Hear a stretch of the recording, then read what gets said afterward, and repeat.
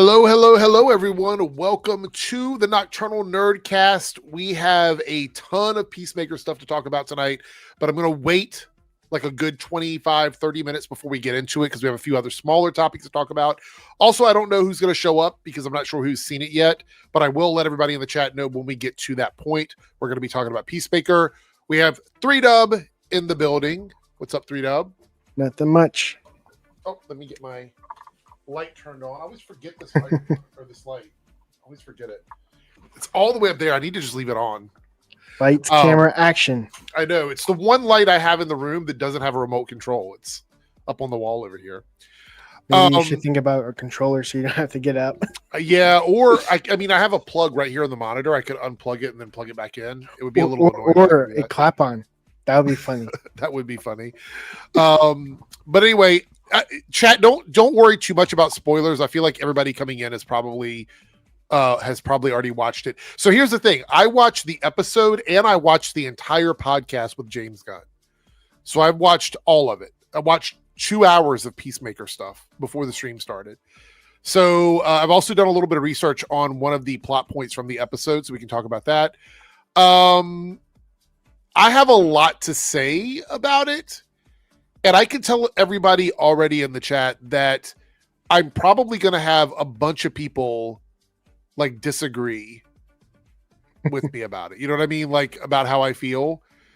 Is it going to be that kind of like that rant last time? It's not even really about that. I don't really have much else to say about Earth X. Like I feel like I said everything I have to say about that. This episode, I had a ton of issues with it that had nothing to do with Earth X. I had a ton of issues with it that had nothing to do with cameos. I had a ton of issues with it that had nothing to do with bad acting or bad storytelling. There's just structurally and in the episode some choices I didn't appreciate.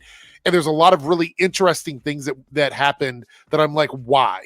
But we'll wait to get to that. We'll wait and get to it.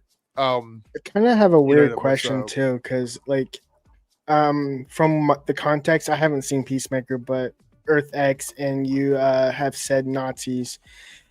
Is that like a go-to for Earth X? Like we've seen in the Crisis that is what Earth X is. I mean, that's what it is. It's just okay. It's basically no one can change the history of Earth X. I mean, you could, like the heroes there could do it, or somebody could go there and go back in time and change it or whatever, like they do in other stuff. But I think Earth X is just always going to be that. I think that's the way it is. So Ethan makes a good point here. As Paigey says, James is a character over story guy, so much so there's no villain this season. It's not even that there's no villain. I would argue there wasn't even a story based on the way the season wrapped up. But we'll get there. We will get there. Everybody, if you want to super chat questions for that portion of the stream, you can go ahead and do it. I only have one goal tonight because it is going to be a very the stream is just really going to be about Peacemaker. So the goal tonight is just 5 super chats of any tier in the Reloaded chat. So if you want to super chat towards that, you can do that. I will read off the options in the poll here in a second when we get to it. But we do have a few things I'm going to talk about that are not Peacemaker related. So I'm going to go get my window separate from here so I can do that. And we're going to talk about that first until some people kind of roll in. I'm not sure who's going to be here tonight. We'll see who's going to make it. My mouse. Let's see here. We did get a super chat from Naruto not related to Peacemaker. It's a $5 super chat, and he's a channel member. So thank you so much, Naruto. Did you see the Puck News report about every episode of Stranger Things season 5 being 90 minutes to 2 hours? I don't know if that's real or not. It'd be strange if it is. I don't know if that's real or not. I do know that some people have debunked some of these run times for the episodes, but I've seen so many different ones, I don't know which ones are real. Also, I feel like that would be like a movie. Every episode is a movie, TV essentially. Movie. I mean, like, yeah. It's technically a TV movie. Yeah, so I don't know. Or or you could say like a combination. You know, when before the anime show comes out, they usually have a combination of the past season in a movie. Yeah. So I don't know. Not Which sure. is like 40 minutes. Thoughts on Gen V? I'm enjoying it this season. I really liked the last episode. I think last episode kind of pulled things together a little bit.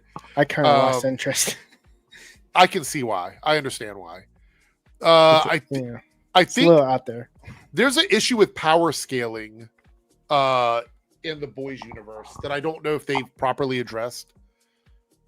But it is what it is. If it's Butcher's episode, he'll beat the crap out of a hero. I mean, yeah. If it's for the story. Let's see here. I'm gonna get my tab ready. So we got a few things to talk about. Let's go ahead and pull this one up first.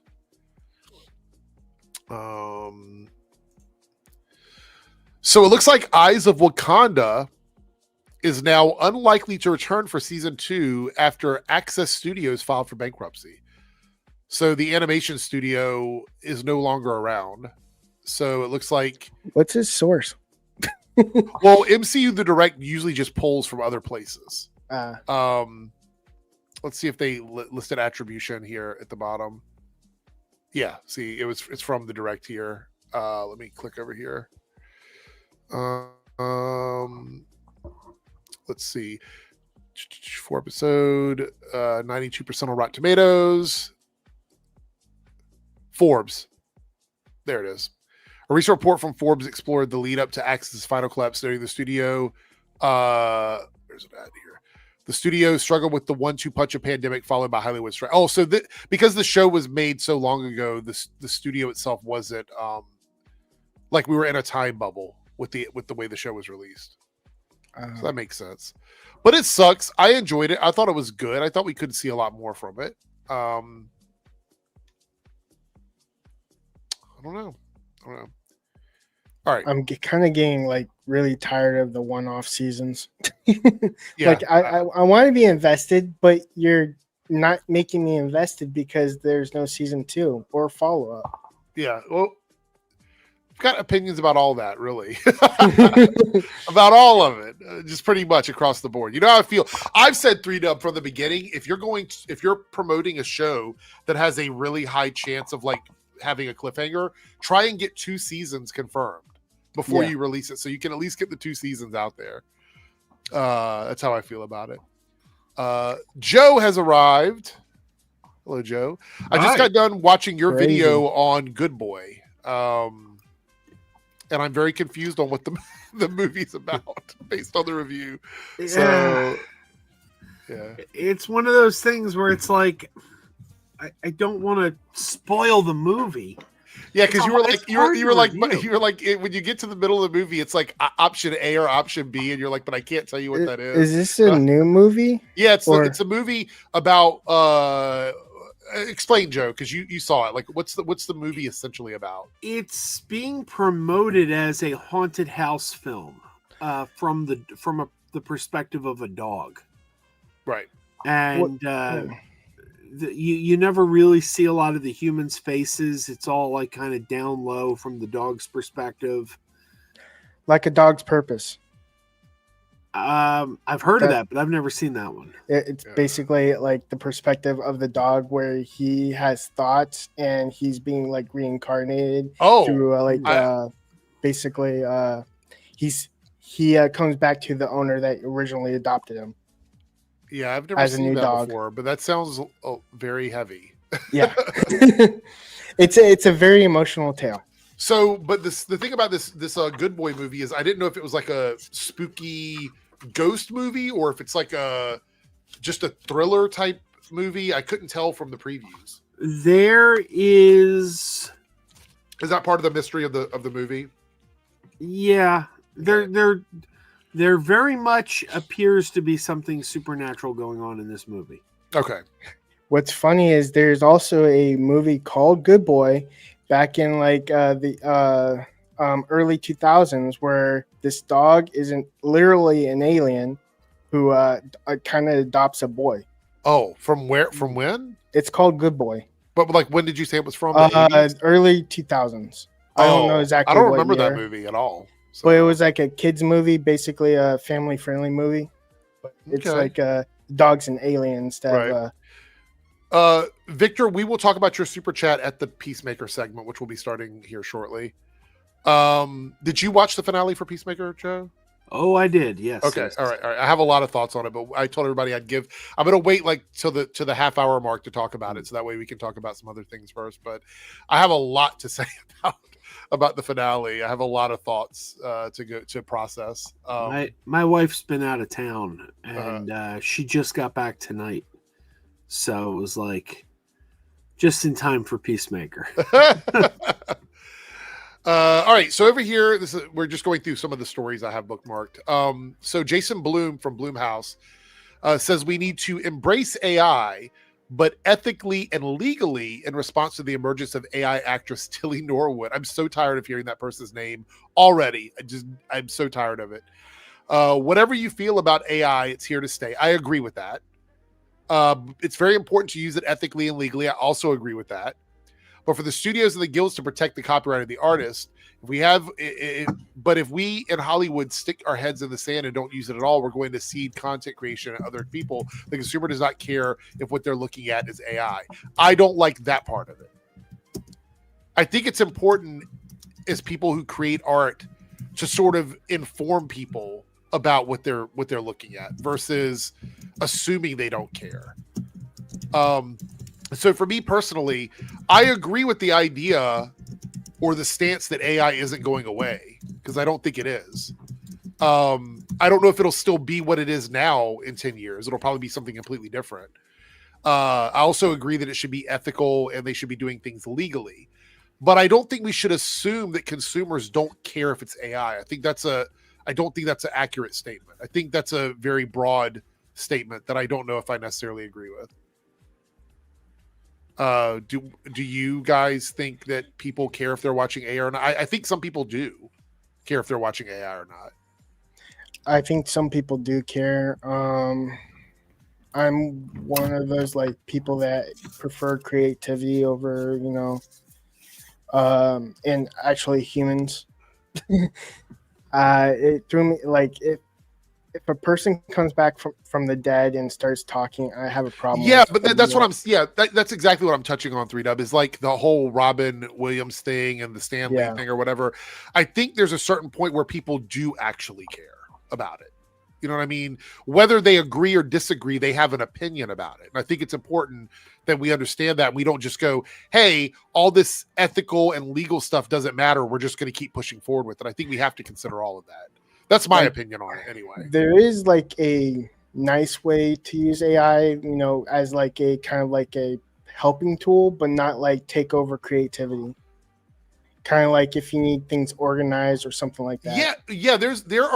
For me personally, look, everybody here that is using any sort of like online programming or software, you are using AI to some degree because all of them are incorporating it. I think that's something we just have to understand is going on. I think for organizational, boring things that people typically don't like doing, it's very helpful. It helps me sort of organize the podcast because I can put all my topics into a list and I can say, organize this list and give me like time blocks or whatever. And it's really quick at doing that. So it saves me time from having to just manually count out numbers and minutes and stuff like that. I think that's fine. My issue is like the Stan Lee hologram, the AI hologram, like that. I think when you start doing things like that, it sort of gets it's morbid. Right, it gets creepy for me. I don't know. Is that weird? Am I the only person that feels that way? Or I was with the whole Christopher Reeve and the Flash movie. I was mortified. I didn't like that. Well, that was for number one. I loved that. That's one of my favorite scenes. But that was archival footage. That was actually archival footage of Christopher Reeve.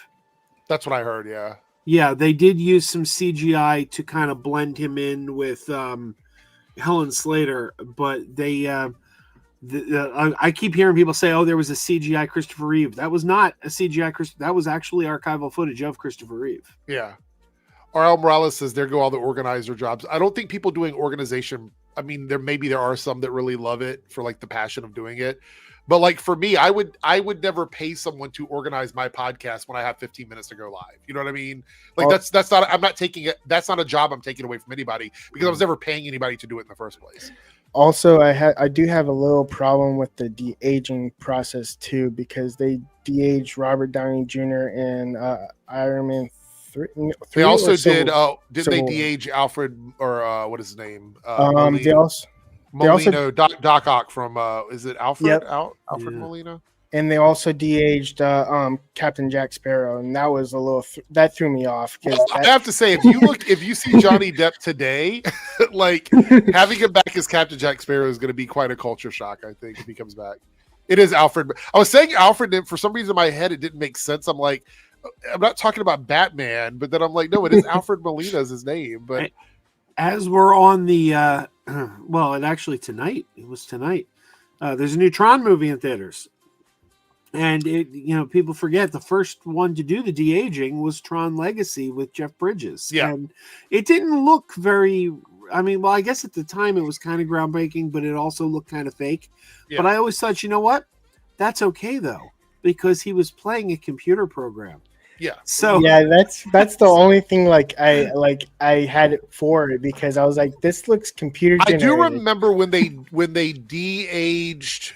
Was it Robert Downey Jr. in the MCU? When they de-aged him, it looked creepy. It was like Uncanny Valley bad. Was it? Which one was that? Was it a Captain America? What movie? I think it was either Iron Man. No, it wasn't Iron Man. It was Captain America: Civil War, I believe. Yeah, I couldn't remember which one that was, but I do remember seeing it and going, "This looks really bad. It looks like Uncanny Valley shit to me." You see, I thought that looked great.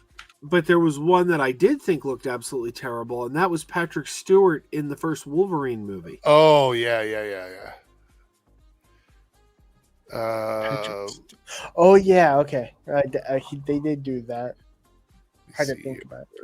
And he looked like his face was being stretched. It looked really bad. I was like, it looked really bad. Did someone pull your face back? Oh my gosh. All right, we got a super chat here that's not Peacemaker related. We actually two that are not Peacemaker related. Anonymous here with the 199 super chat. Thank you so much. Streamer Yeet after arguing with VIP viewer donated 70K. I don't really know that person, but I'm assuming you're saying that somebody on Twitch probably donated, because I don't think on YouTube through super chats you can donate 70K. I think there's a limit on how much you can donate. I think it's like 5,000 or something. But yeah, that's pretty crazy. First of all, you send in the chat. All right, let me see where it was. Hold on, scroll up. Right here. Did you see the Korean streamer murdered after arguing with a VIP viewer who donated 70K to her? Oh, the guy. Okay, yeah. So this is going back a couple of months. There was an IRL streamer who was murdered on stream because they had donated money to the streamer, and the streamer blocked him. So it was like 70K over like a portion of time, I guess. But this is why parasocial relationships are so dangerous. Do you know what I mean? Like, I feel like, obviously I'm not victim blaming, but I'm saying, like, for me personally, I would be very worried if I had somebody that was following me around that I had blocked on social media. That would freak me out. That's why you never give out personal information of where you're. But C3Dub, that's the issue, is IRL streamers always give out information. Yeah, because you know where they are. If somebody is out in your area and they're at a certain place, you can find them, or you can at least get close to where they are, or know where they'll be, like Dragon Con. Yeah, it's pretty crazy. Yeah. Naruto with the $5 super chat here says, I watched a show growing up about a dog who used to be human and has to perform 100 good deeds to turn back into. What show is that? That sounds familiar. That sounds like a familiar show to me. Hold on. I watched a show growing up about a dog who used to be human. Shaggy Dog? Because he was technically human and then turned into a dog. 100 Deeds for Eddie McDowell. It was a Nickelodeon series. A Nickelodeon series where the bully, Eddie McDowell, turns into a dog and must perform 100 good deeds to become human again. The only person that can understand him is Justin, a kid that he bullied. What the? That's crazy. I do remember that, though. Very, very vaguely. So the moral of the story is anti-bullying. Don't be a bully, or you can get turned into a dog. All right, we have one more topic here, separate from the Peacemaker stuff. He treated me like a dog, Mr. Wally. Took away my human decency. So Warner Brothers Discovery chief David Zaslav has confirmed that the contracts for co-CEOs Mike DeLuca and Pam Abdi have been renewed for an unspecified period of time. After a series of flops like Joker 2 and Mickey 17, Zaslav was reportedly interviewing replacements for them earlier this year. However, the pair's fortunes soon shifted with a streak of box office wins, including Minecraft movie that grossed nearly $1 billion. It did in the aftermarket in VOD, as well as zeitgeisty hits like Sinners and Weapons. This is really funny to me because apparently we're seeing the financial information now that Paramount actually does want to buy Warner Brothers. They're actively trying to buy Warner Brothers. And I saw this over here. As long as they fire David Zaslav, I'm all for it. Well, it won't just be David Zaslav. If they do this, look, I don't like David Zaslav as much as the next person, but we don't want these large studios constantly absorbing each other. It's not a good thing for art, entertainment, workers. It's just not good. And it's the death of Hollywood history. Yeah. I'm just glad that they can't, Disney can't buy them, because that would be like they rule the world then. Well, technically Paramount shouldn't be able to do it either. The FCC prior to like Trump's administration would not approve something like this. This would be something that would be really difficult to get approved. I'll say this. I desperately don't want Warner Brothers to be bought by Paramount. I do not want that. I don't want it at all. However, as much as I don't want that, I'll take it if it keeps Warner Brothers out of Netflix's hands. Yeah, I definitely don't want Netflix buying Warner Brothers. That would basically be the death of cinema. To have a studio that is actively against theatrical distribution get one of the biggest studios. Yeah. It's like if there's anything that's going to make me root for Paramount, it's just to keep it away from Netflix. But ultimately, I want Warner Brothers to stand on their own 2 feet and be their own thing. I don't like it says here with new contracts from Warner Brothers Motion Picture Chairs for the Mike and Pam here, sealed and delivered. There's still a Zaslav run. Warner Brothers is truly poised for purchase. The reason why it's poised for purchase is because it's now what David Zaslav has done is, regardless of what it looks like financially to shareholders and stuff, is he's kind of destroyed the integrity of the company from the inside. Now, they've had some hits this year, obviously, and they've really kind of come back on the other side of like being in financial ruin in that regard. And so some of his decisions that were cutthroat did sort of help the studio get back a little bit. But like he set a precedent that you can complete a film and still he's created some stuff that I think we've seen a lot of studios incorporate. Removing stuff from streaming services is something that he started. Like taking tax write-offs for films that were completed is something else. Setting up like this universe that they have and then splitting it off and selling it off to different places. Some DC stuff is on Prime, some of it's on Netflix, some of it is on other places. There's even some DC stuff on Hulu. You know what I mean? So it's all over the place. Coming off a $4 billion global box office year to date, they're clearing among WB's crown jewels and major assets for Ellison's, which makes it more than you can say for Zaslav. With the duo re-upped, it's akin to Ellison buying a house and discovering a Warhol painting hanging out back. It says here, sources at both studios tell us while no formal offer has yet been made from Paramount to Warner Brothers, the Jeff Shell and Jerry Cardinal advised Ellison is just biding his time, waiting to make a bid for another iconic studio. I can say this. It's kind of disgusting that we're losing major art outlets for like capitalistic reasons. I hate it. It feels so disgusting to me as someone who loves movies, who loves TV shows, who loves animation, to watch this happening. It's absolutely disgusting. And there's parachutes for all of these CEOs. They walk out with millions, multi-million, sometimes billion-dollar parachutes, even if the company is going under. They walk away with that. Comparing like Warner Brothers to me with Nexstar, I think Nexstar was way worse. and canceling all my favorite shows. It hurt my feels. Like the only thing David Zaslav canceled that I wanted to see was Batgirl.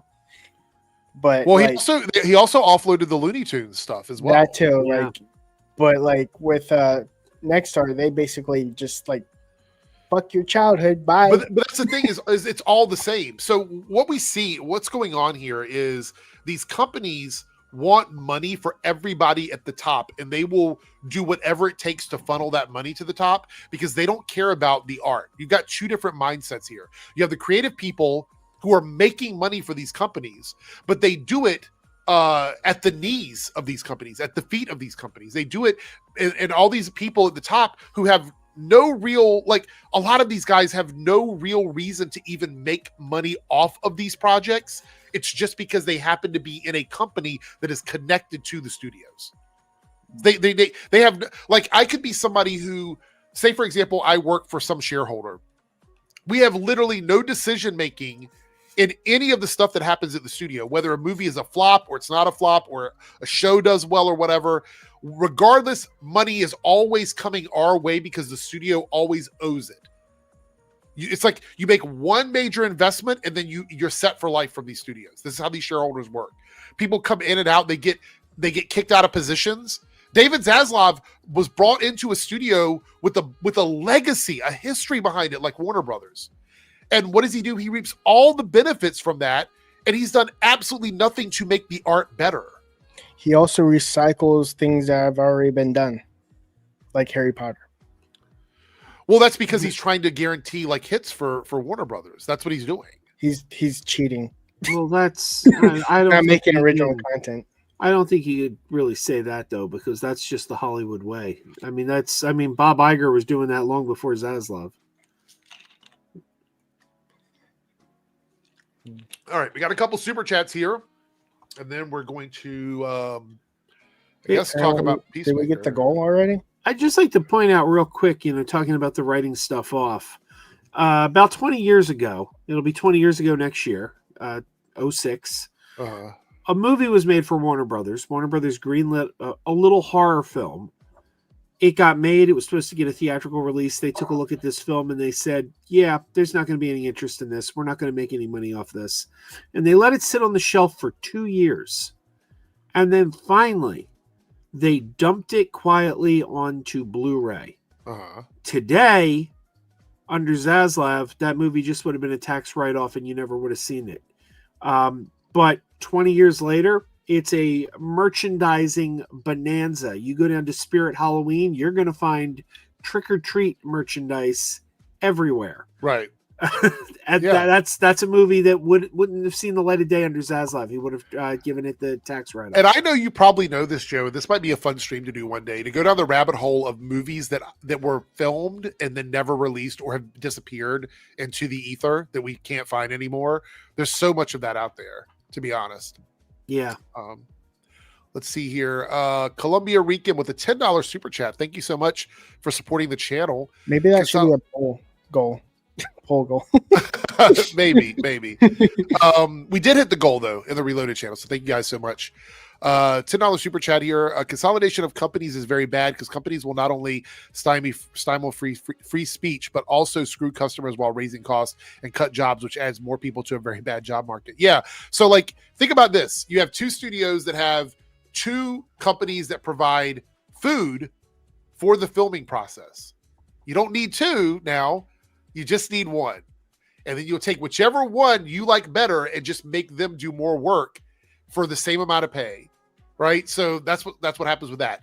Lighting people, sound people, editors, the guys that come in the costuming department, the makeup people, the hair people, the sound guy, and like everybody that works for these studios, you will cut that workforce by either half or maybe at least 20 or 30% to like cut back on some of those costs. And what happens is it affects the quality of the stuff you're getting because everybody's out there being stretched really thin. This is kind of what happened with not a company consolidation thing, but like when Kevin Feige during the pandemic was overseeing like 20 different things, including the TV side and then all the movies that were going on, stretched thin leads to an issue, I think, in like quality for some of the things you're making. And so I think that's a bad thing for me personally. I think you should hire like a secondary one that oversees also with him, so that he's not like super stretched thin. Well, I mean, the other thing is that you work on the quality of projects before you start like pumping out 1 million of them. I mean, that's another option. But you're right. Or don't listen to Bob Iger about making TV shows. Well, I mean, you know, Bob Chapek is one of the people that had a problem with that too. A lot of Bobs, a lot of bad Bobs out there. There's good ones too. There's a lot. Even Century. Yeah. Hey, Bob. Naruto with the $5 super chat. This might be worth a video on the Debunks channel. I saw Paramount bought the Free Press, which is going to make Barry Weiss an editor-in-chief. Yeah. So I looked on that the channel that they purchased because it was like, excuse me. I think what happened is they purchased the Free Press, and now that's going to affect their actual products in the news department because of bringing in Barry Weiss to oversee just all the news. I've said this for a while. Most mainstream news outlets are very unreliable at the moment. And I'm not one of these tinfoil people where I'm like, you can't listen to anybody. Access media is bad, whatever. I'm not saying that about any of this. I'm saying be very careful about what you see come out. And if it sounds like it's weird, always double and triple check it. Just do that. And that's if rule of thumb for me. If a company actually buys news, it's probably going to be everything's positive towards them, not negative towards them. It's all compromised, 100%. 100%. All right, so let me tell you guys what's on the poll since we hit the goal. All right. Top fives here. This is going to be a bonus. By the way, no bonus conversations tonight because of the Peacemaker chat. I knew that we weren't going to have everybody here, so we're just going to do Peacemaker. There'll be no like additional stuff at the end today. We'll do it again on Monday. Top 5 best catchphrases in movies or TV shows.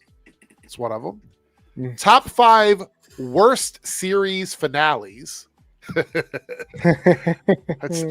some reason that popped in my head after watching Peacemaker tonight. Top 5 best first seasons and top 5 worst first seasons. Makes me think of Star Trek The Next Generation. The first season for that is very rough. Very rough on the first season. Almost unwatchable. There's a couple good ones, but yeah. Naomi. No. If it's only got one season, I guess that counts or whatever. All right, so here's where we're going to get into spoilers for Peacemaker's season 2 finale.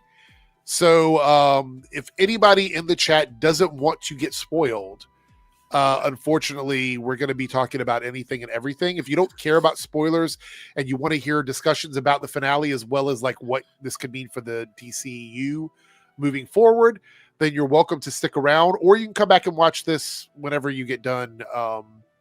Whenever you get done watching the finale. Now, 3W, you said you were going to dip out because you didn't want to talk about Peacemaker. Well, I don't have nothing to talk about because I'm not watching it. So no, that's fine. That's fine. I just wanted to give you a chance to, like, if you're going to dip to like give you a shout out and everything like that. Figured out.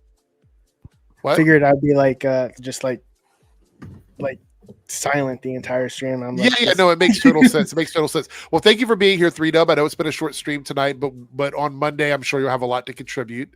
So thank you for hanging out. You can chill out in the chat if you want and moderate a little bit. So, all right. See you later, 3Dub. Bye. Columbia Rican here with the $5 super chat. The worst first season. Oh, this is I'm not going to, this might end up on my list. Not Star Trek Discovery, but like you might mention something that I would put on my list. But I was rewatching it. My gosh, talk about inconsistent with lore. Discovery for me got progressively better every season. So see, I'm the exact opposite. I have said many times that I think Star Trek Discovery had the best first season of any Star Trek series after the original. Next Generation had a terrible first season. Voyager had a. They were lucky to continue, honestly, after that first season. It was rough. That was a rough first season for a show. Yeah, yeah, but no, I loved the first season of Discovery. I was like, this is a show that's hitting it out of the park on day one. I actually think it.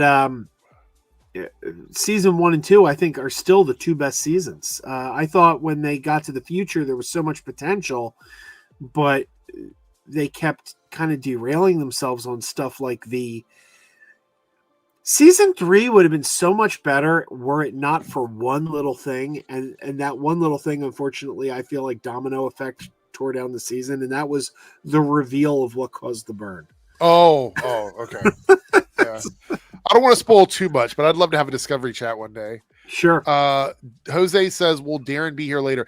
Darren contacted me and said he wasn't going to make it, and I think it might be because he hasn't had a chance to watch the finale. That was one of the things about tonight, was I wasn't sure who was going to make it because I knew it was a tight window of time, which is why I waited to stream a little bit later. But I'm someone that tries to watch something as quickly as possible. So Columbia Rican here, the $5 super chat says, I have to do this as a super chat, but is inconsistent with Enterprise. It literally changed the storyline of Enterprise in the original series. How? I'll let him answer because I don't know. Yeah, I don't know what he means by that. I know people complained about things like the redesign of the Klingons, which I didn't like that either. But whenever people would say, well, that's canonically it doesn't fit, I would always say, well, visuals aren't canon. I always say visuals, what you're seeing is not what the characters on screen are seeing. It's a visual representation for the audience, because if visuals were canon, then every time an actor gets recast, it would be a canonical. But I would also say that the technology would be a problem, because it's hard to, like, the original series technology is basically a stage play. I mean, that's essentially what it is. Compared to what we have now. They did a good job with Strange New Worlds, making that look like it feels like a more modern version of that level of technology, but you can still kind of see it there.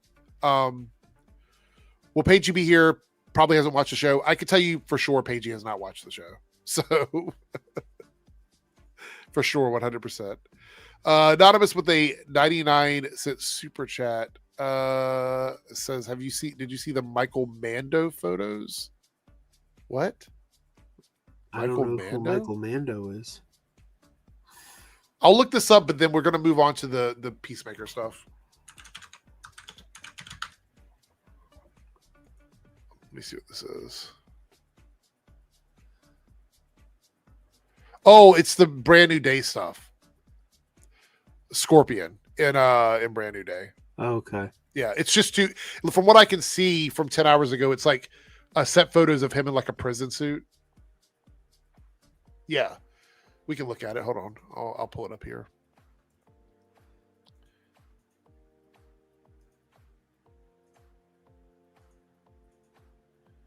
Here we are. So the reports are now that he's got a major role in the movie, I guess because they're seeing him here. So he's going to have some sort of connection. Look, Scorpion is one of my favorite Spider-Man villains. So I'm happy about him coming back. Plus, I really enjoyed it. Did you ever watch the My Friendly Neighborhood Spider-Man? Oh, cartoon? yeah. Yeah, I think very enjoyable. Great series. Yeah, so I'm not surprised at all about that. All right, so it looks like Colombian Rican might have explained. Hold on. All right, here we go. $5 super chat, because thank you again, Columbia Rican, for the donation. Because Enterprise fixed the error of the Klingon visual appearances. Yeah, how for Next Generation Deep Space Nine, but the tech was also too advanced. So see, I gotta say, I disagree with this premise as it's phrased. I don't think it was an error. Gene Roddenberry just had a budget and made a decision. It wasn't a mistake. It wasn't that he didn't know what the Klingons look like when he changed the look in the motion picture. And I actually wish Enterprise had not done that episode where they explained the change. Where they showed like the what was it, like a disease or a virus or something like that? Yeah, I thought Deep Space Nine did it so much better. There was that episode, Trials and Tribulations, where they went back in time to the episode Trouble with Tribbles, and the original series Klingons were at the next table, and when they looked at Worf and they said, "Worf, those are Klingons," and he just says, "Yes. We don't discuss it with outsiders." And I'm like, that's perfect. That's all you need. They kind of gave a little wink to the audience, but no. I will say the Spore Drive really annoyed myself and my friends when we were watching it, because we're like, this feels way too powerful for the time period that it was in, and that was the one thing that I think a lot of my friends was annoyed with.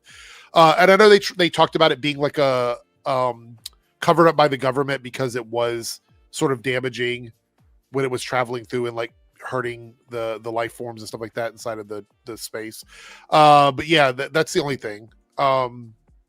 Anyway, I could talk Trek all night long. I love Star Trek, so I can have conversation about it all night long. I might not remember every single detail, but I know what I love and I know what I remember. I'll tell you one thing that I don't think I told you this before, but you know, I mentioned Star Trek's like Star Trek and the Muppets. Those are my two things.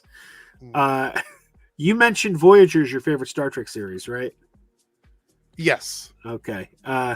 I must confess, Voyager's my least favorite. I've heard that from people before. 100%. I've heard that from people before. It's grown on me over the years. There was a time in the 90s when I couldn't stand it, and now I'm not there anymore. I actually enjoy it now, but it took me a while. I would not look. I know that you could go online right now and find like skip list for episodes. I would say it's better to skip episodes that skip lists recommend if you don't like certain things, like bottle stories or holodeck episodes or stuff like that. If you don't care about those things and you just want to get through the main story, I would say look to a list like that.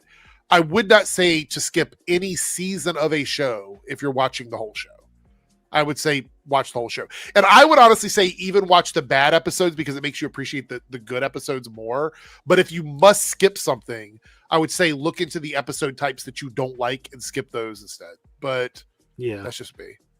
Columbia Rican said it was an error because Enterprise they had an arc, which was a virus. But you said already that you didn't like that Enterprise did that. So yeah, that just bothered me. It wasn't. I didn't think it was necessary. Like it was like we're trying to explain something that is ultimately unexplainable. Morgan says Deep Space Nine did it better. Evergreen statement. Yeah, I mean, typically, I think that is the best show. Honestly. Oh yeah, it's by far my favorite. Yeah. Oh no, this is such a funny comment. This is for me. $2 super chat from Lone Wolf. Joe, you're giving me Robert Meyer Burnett. Well, that's insulting. I was like, what is like? It's just funny because I mean, this is part of the conversation we had when we first like chatted was about Robert. So that's just interesting. Like, I swear I don't know how you would have picked that up, Lone Wolf, to be honest. Well, excuse me, I got to go join the Friday Night's Tights crew. Oh my! Look at this now. They're calling me John Campia. What is going on? What's happening here? Okay, let's talk about Peacemaker season 2 finale. I have my notes. Let me pull my notes out over here. Before I jump into my notes, I am curious. Because we're the only two chatting. I guess nobody else had a chance to watch it or they don't want to get into it. They probably think I'm going to go off about the Earth X stuff, but the truth is I don't really have much else to say about Earth X. To be fair, this episode didn't really tackle much about that. So there's a lot to get into. I don't think I've ever been more disappointed in a finale in modern times than I was in this one. I really did not enjoy this. And I don't mean, wow. Let me explain why though. I don't mean it's because I needed Superman to show up or anything like that. I felt like it had a strong, like first 25, 30 minutes. And then for me, it just fell off of a cliff after that. It slowed down to a halt. Like it screeched into the parking spot. And so I was having trouble. I actually got up and started washing dishes because I was so bored with the second half of this episode. And I thought about it, the conversation we had the other day about how long an episode has to be. And I thought, did we need an hour for this one? Do we need the whole hour? Or could we have made the story more flow better if it had less time, in my opinion?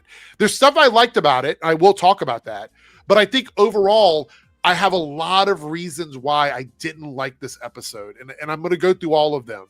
But I want to know what you thought about it, because I'm pretty sure you have a different opinion than me, because I think a lot of people probably do. But that's just my general thoughts before I get into all my specifics. Yeah, I really enjoyed it. I thought it was a really good finale. I did think it was odd that James Gunn kind of indicated, I don't know if he actually came out and said it, but there was a lot of the general belief was that there was going to be some kind of major cameo in this episode.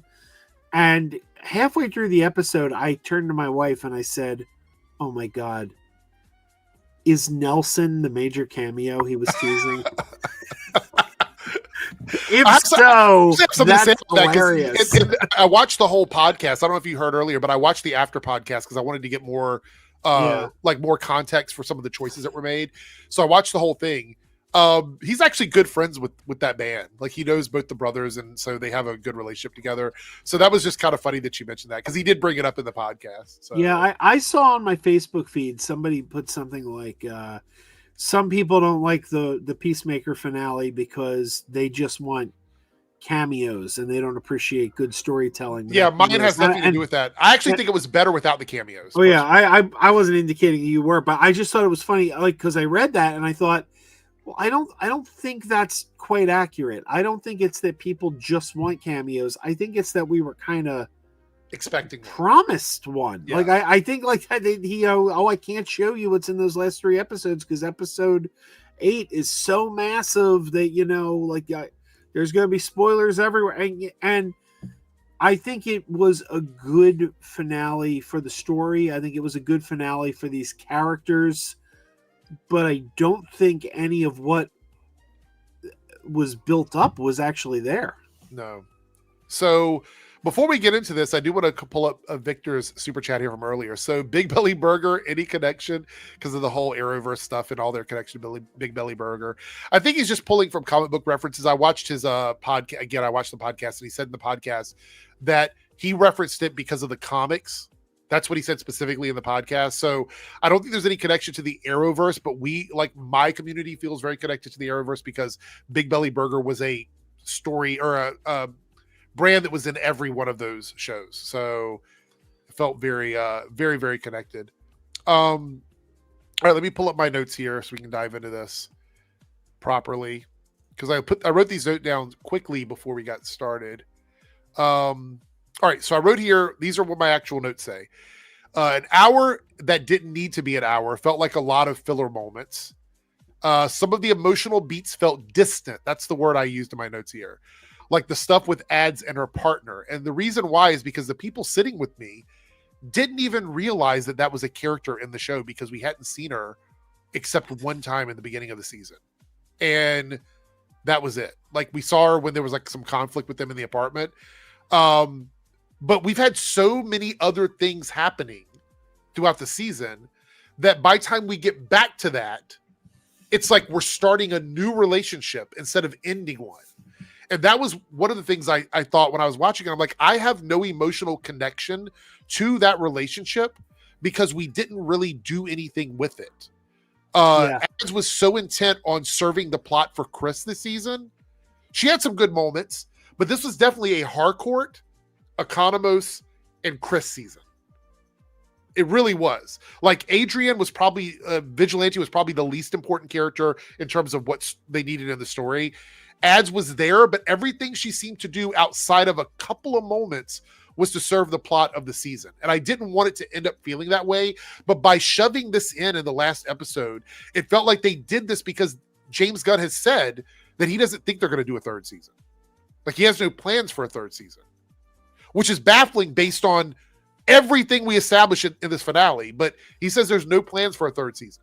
He said that on the podcast. He's talked about it in interviews. He really doesn't have a plan to go into a 3rd season with Peacemaker. And that's the part where, after I heard him say that in the podcast, it made me even more annoyed by the way the finale ended. So I felt like a lot of that emotional stuff was distant. I felt like it was a lot of self-indulgent stuff with Harcourt. There was a lot of moments with the two of them together where I'm like, can we just move along?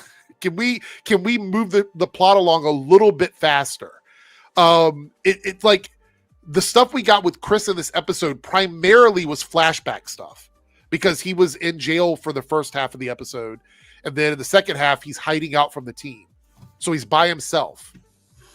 I just all of that felt very distant to me when I was viewing it.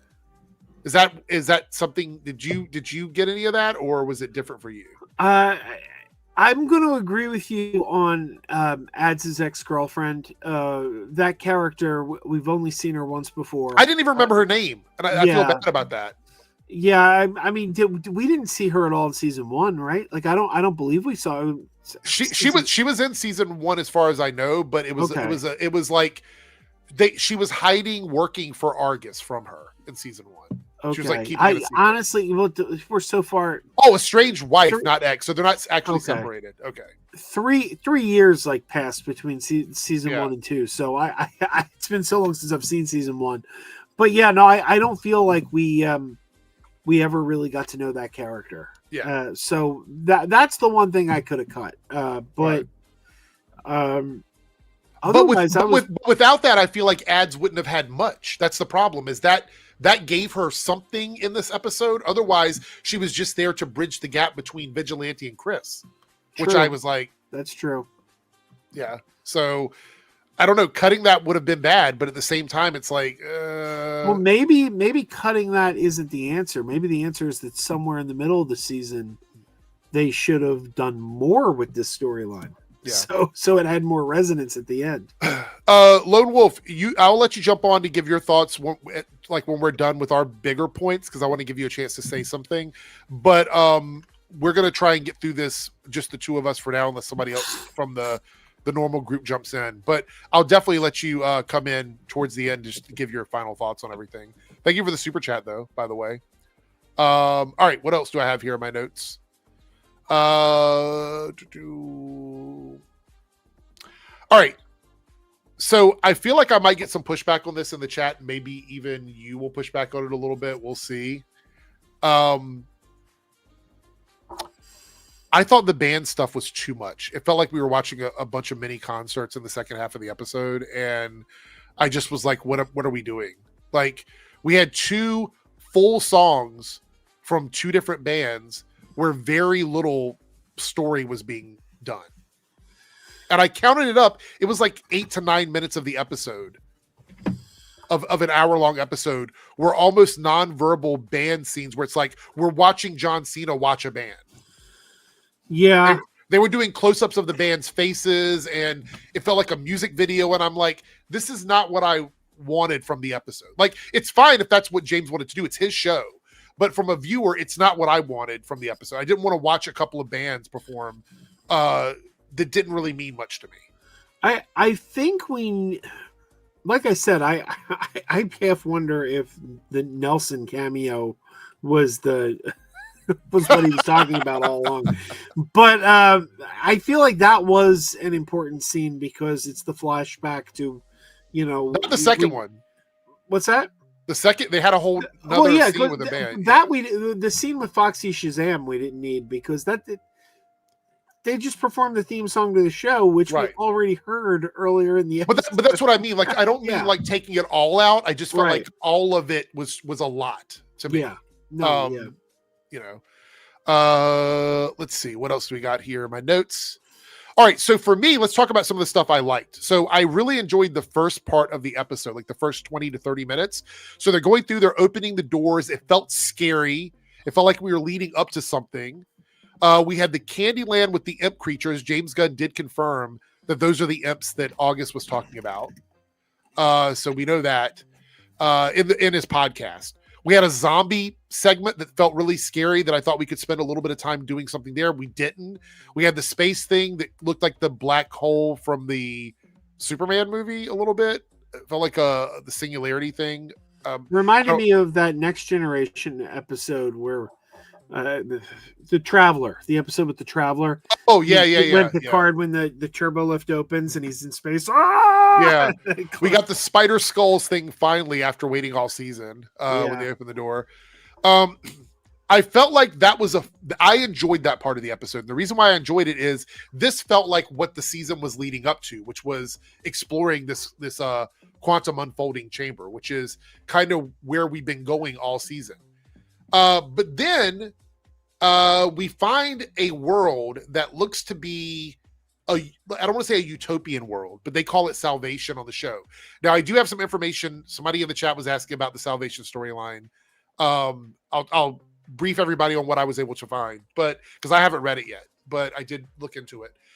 So we get this utopian thing, and they don't want it for resources. They want it to lock up metahumans. And I thought, and I'm not going to go back to the Earth X thing in a big way, but why should we give a shit about saving people being locked up if we didn't give a shit about it before? You know what I mean? Like that, I was kind of like, are we supposed to care? Because they didn't care. When they were on Earth X, they didn't care that people were locked up in cages for unjust reasons. So are we supposed to care now that metahumans are being locked up for unjust reasons? Like, I just feel like there was a disconnect in as a viewer. Am I supposed to give a shit? Because everybody forgot about Earth X already. They're not even thinking about the fact there's a whole Earth out there where black people and gay people and immigrants are all locked in cages. You know what I mean? We just forgot about it. And it begs the question, why even do that storyline at all now? Because we didn't get a call back to it at all in this episode. His brother didn't come back. Nothing from that world came back. It was like it was just completely forgotten in the finale. They didn't even mention it. So my question is, why should we care about metahumans at all when they've already established that this group doesn't care about people locked away on other planets? Like, why? You know, like, that was my thoughts on it. Like, they don't give a shit. They have no feelings about that. You mean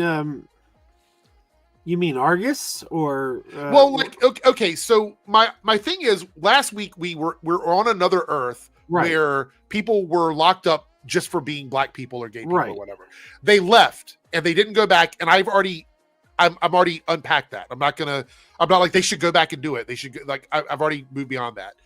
But now we're supposed to feel bad that they want to do the same thing to metahumans on, like, Argus wants to do the same thing to metahumans on this Earth, and that our characters are now supposed to give a shit that people are being unfairly locked up. Like, how do we unpack that? Because it's not like they left an Earth full of people that weren't real.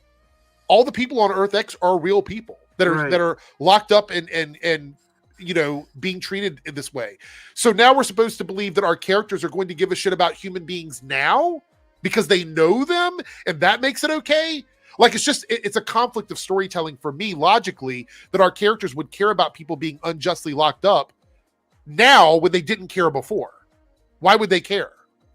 They didn't give a shit about those people. They haven't even talked about it. There was no mention of, God, we got out of that Earth, and, you know, I can't believe they got people locked up there that are black. Like, that's awful. Like, there was no follow-up to that, and now we're supposed to be like, oh, but they care about people getting locked up unfairly. We're supposed to believe they would care. It's because they create Checkmate. Checkmate is obviously supposed to be there to stop this kind of stuff from happening. So why is that important to them now, but it wasn't important to them then? With literal no connection whatsoever, no storyline connection to that at all. See, I don't know where they're going. Like you said, James Gunn said there probably isn't going to be a season 3. Right. But he also did leave this on a cliffhanger ending. Yes. So, where does that pick up? I know he said it was setting up Man of Tomorrow. Well, I have an idea that I think the Man of Tomorrow stuff is all Rick Flag coded. I think it's all Rick Flag Argus coded with this with the salvation. Because in the podcast he said salvation would be the thing that connects to Man of Tomorrow. But James Gunn said he doesn't have a plan for a season 3 of Peacemaker. He doesn't. Yeah. What about another show? Like, I saw somebody in the chat say maybe he's going to do season 1 of Checkmate. I mean, maybe. I mean, it's possible. But he did say that he said in his podcast that the one thing that's going to tie into the greater DCU is Salvation, which is this world where they're locking up metahumans. You know, that's he said that on the podcast, unless that was a mistake on his part. Now, you said you looked up the Salvation story. That's an actual story from the comics? Because I know DC Comics pretty well, and I'm not familiar with Salvation. So Salvation is a 7-issue limited series published by DC Comics from November 2007 to 2008. It was a build up to Final Crisis into 2008. Okay. And it's a George R.R. Martin story.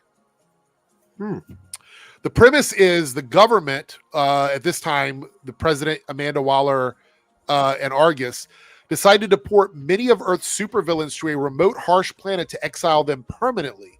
The planet is called Salvation. But on the show, they reach it via boom, or the comic book, they reach it via boom tubes. The idea is that once these villains are off planet, the Earth governments are no longer responsible for them, so they don't supply them with anything. It's a fend for yourself kind of situation.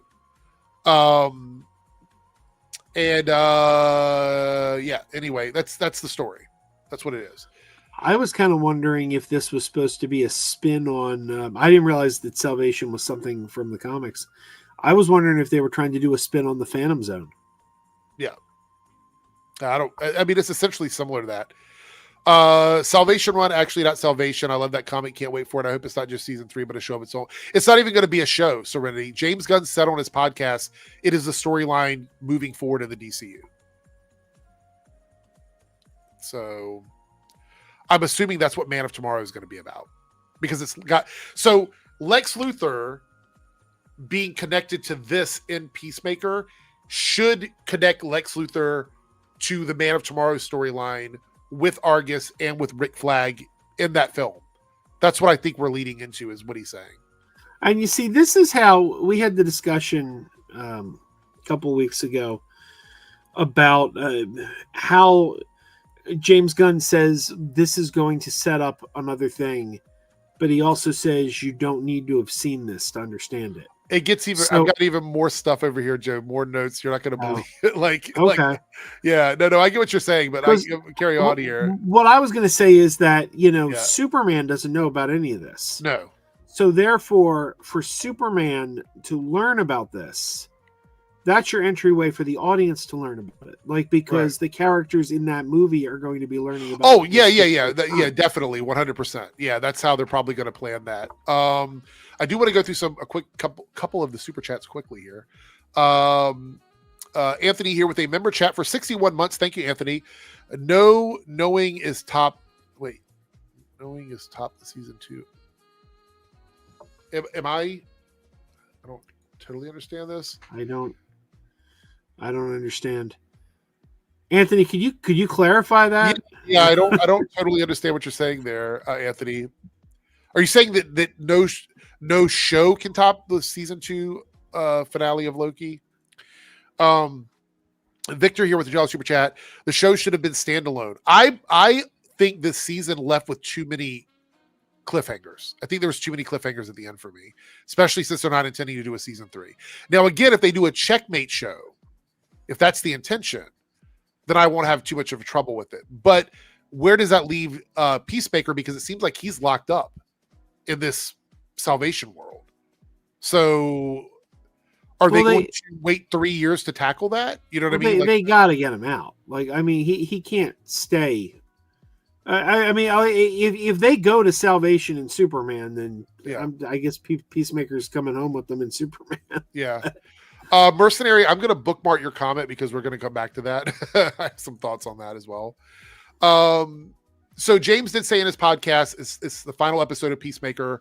We have a ton of cliffhangers, no season 3 planned. I love seeing Big Belly Burger. That was a lot of fun. Let's see here. This episode was kind of just a romance episode, to be honest. And my next line in my notes here is, I am bored. That's what I put. So I put, the show went from being funny, over the top, violent with banter, fast-paced series to a screeching halt. It was like hitting a brick wall. That's what I put for the second half of the episode. So the question is, when you got halfway through the show and found that you were bored, did you stop and go watch Jester Bell? I did not, but I could have. No, I actually started doing dishes and I just listened in the background because I was like, I didn't even want to sit and watch it. I'm sitting here. I have this thing where if I'm on my phone doing anything, I get to the point where it's like oh wait, I got a super chat to say something. Wait, hold on. Okay, so RL Morales in the chat sent a Cash App for $25. Thank you so much, RL Morales. He says, thank you for the fun show. If Joe wants a tip, to get tipped, let him know to request it. But Joe, you streamed you streamed on Tuesday. Yeah. So come into Joe's show Tuesday of next week, and you can give him a super chat over there.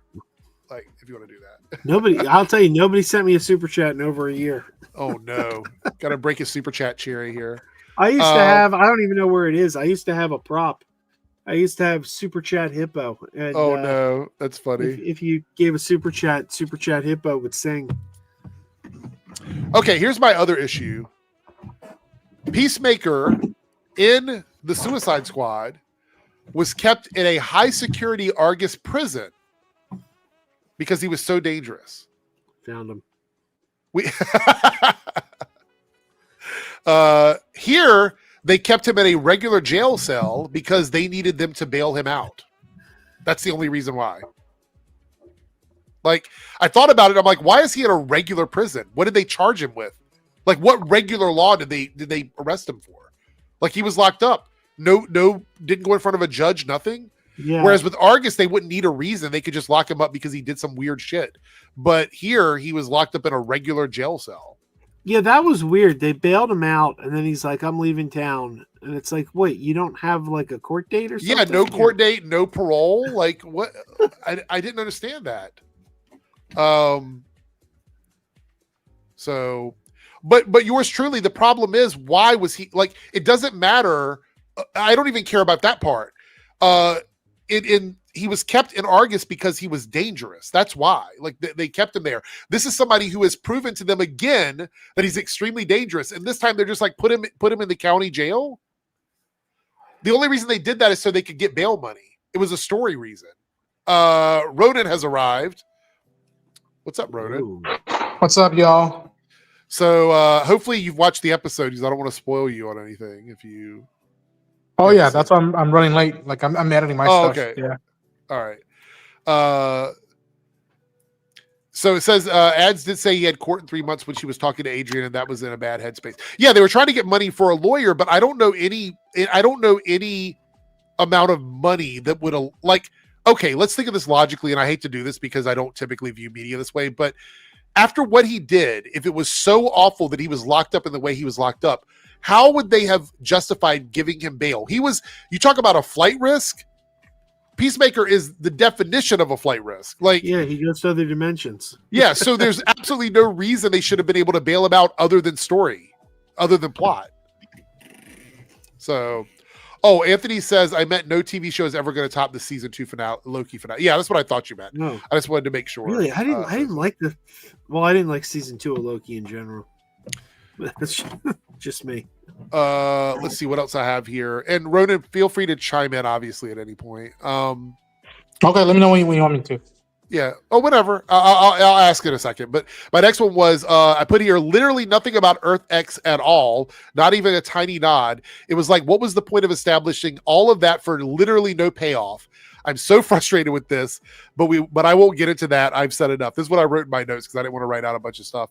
I feel like that's a storyline where I'm like, what the fuck? Like, we went through all the trouble of doing that, and then the final episode had nothing to do with it at all. Like, literally nothing. It felt to me like I honestly feel like we should have had one more episode this season. I really feel like we should have had one more episode, to be honest. So, yours truly, except without me going back into it, they established a lot of human rights stuff going on that nobody seemed to give a fuck about once they closed that door. That's a problem to me. So, and I've already explained it. I'm not going to get back on my soapbox about that. If you want to hear me talk about it, there's several videos of it. Can I respond to Draven G? Let's see here. Right here. This one. Yeah, he says the whole Eagly subplot with him being revealed as the Prime Eagle was superfluous. I don't know that Eagly really was the Prime Eagle. I kind of got the impression that Michael Rooker's character was just crazy. Oh. Like so you think he was just seeing things? Yeah. Like I think he was just a nut job. You know, the other thing is, did we ever cycle back to that? Really? Not really. No. Did we ever talk about the fact that he was basically mauled by a bunch of eagles? No. No, that was never mentioned. Chat, let me know if I'm going crazy here, but I don't think we ever really even unpacked that. I think it happened and then we just moved on. Ronan, is that right? Do you remember anything else about that story? Nope. That was it. Literally, it happened then and nothing else.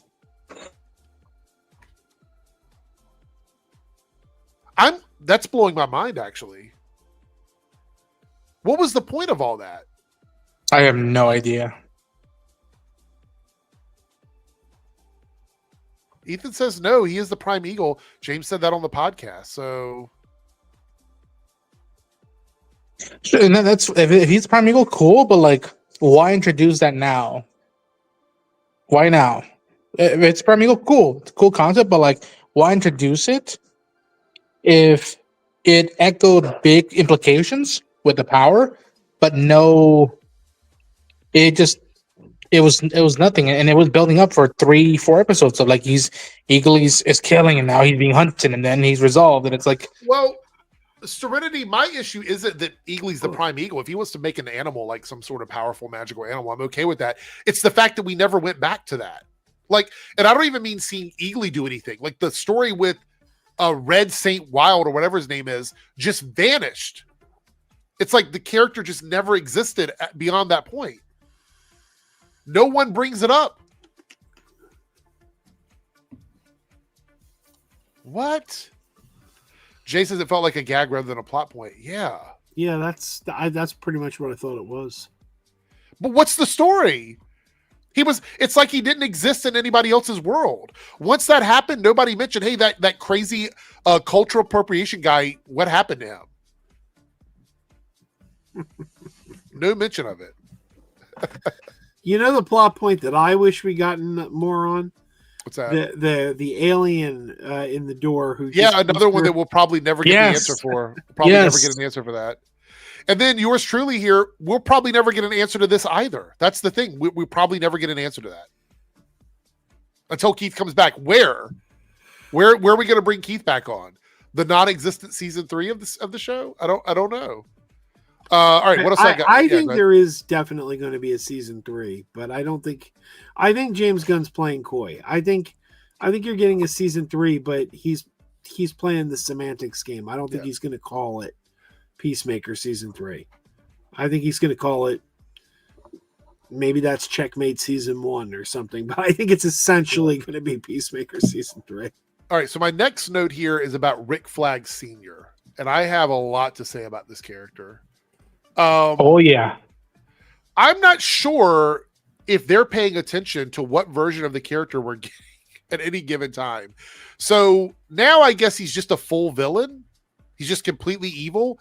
So I understand that the characters can change over the course of time, right? We go from Creature Commandos to where we are now in Peacemaker season 2. But it's like he's lost all empathy for anyone. He is one-dimensional. He's literally a one-dimensional character. At the end of it all, after everything that happened, even when he found out that Chris Peacemaker resents what happened, has felt bad about it, and was not the person making decisions. All of this was orchestrated by Argus. Even though all of that was the case, he still goes back to revenge with Peacemaker. That is the most one-dimensional thing you can do for a character, in my opinion. It made no sense whatsoever. And now he's working with Lex. So now Argus is just full-on evil organization at this point. Oh, bro, don't even get me, man. I mean, all right, you guys tell me what you think. What do you think about the Rick Flag stuff? Does anybody else give a shit? Because I know Frank Grillo's not everybody's favorite person. So outside of the personal stuff, which, I've seen him stuff, whatever. Like I try not to have that many heroes nowadays, just because I feel they might get disappointment. But whatever. Not everybody's gonna think the way I do. Fine, whatever. Character wise, it really felt like, especially this episode, it felt like he was being driven through plot more than character point of view and character. What's the word? But just like it felt more like his involvement was through the plot and more of like what he wanted at the end. It was so random, such a left turn to see him like bobbling with the Lex crew and whatnot. Yeah. And then to see his decision at the end, it didn't feel. I don't want to say it didn't feel earned, but it didn't feel like something he chose to do. It feels like something a television show wrote for him to do because the plot. Guess what? James Gunn said on his podcast, the ending of the show was supposed to be founding Checkmate and then fade to credits. And I think if that was the last thing we saw, cool. Bumpy finale, but like Peter Safran asked him to bring something else to the table. He presented an alternate idea he had for an ending, an additional thing he wanted to do, and that's why we got Peacemaker getting locked up in Salvation. Him getting locked up in Salvation should have been a post-credit scene. That should be the whole, the story should have ended with Checkmate. This is who the elementary kids are now. They're not Argus. They're not the Suicide Squad. They're not Critical Commandos. They are Checkmate. They are doing this on their own. They may succeed. They may not succeed, but they chose to do this on their own. And then you close the episode, like that's it. That's the end of Peacemaker's television show for now. And then for the quote-unquote not homework, but if you want to really dive into the DCU, look at the post-credit scene. That's the plus. Like, and I get it. I know he's had this issue with post-credit scenes that, like, I don't know if he flat out said that, like, they just lead up for other stuff. But, like, if you're saying the events of this show directly connect to Man of Tomorrow, then it's fine if you use it in a post-credit scene, but not as your last thing of an episode or of a finale. Like, and fuck, man, I am mixed on this finale. See, is he not even going to be in Creature Commandos season 2 at this point? I don't know. I doubt it. Because it wouldn't make sense. Ooh. Yeah. Right. Joe, did you watch Creature Commandos? Yes. Did you like it? Oh yeah, definitely. I felt like by the end of Creature Commandos, he had changed his opinion on people with powers because of everything that he went through with Phosphorus and the Bride and all that. So watching this turn of this character makes me very nervous for what season 2 of Creature Commandos is going to look like, because this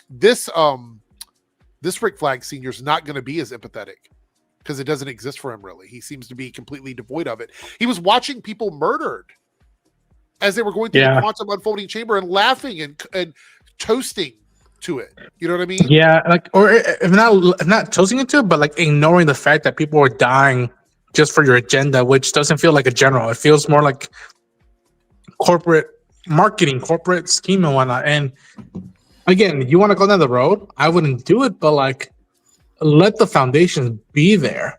The whole time I just felt that he was protecting the people of the United States of America. And yeah, he's kind of pissed at Chris for killing his son.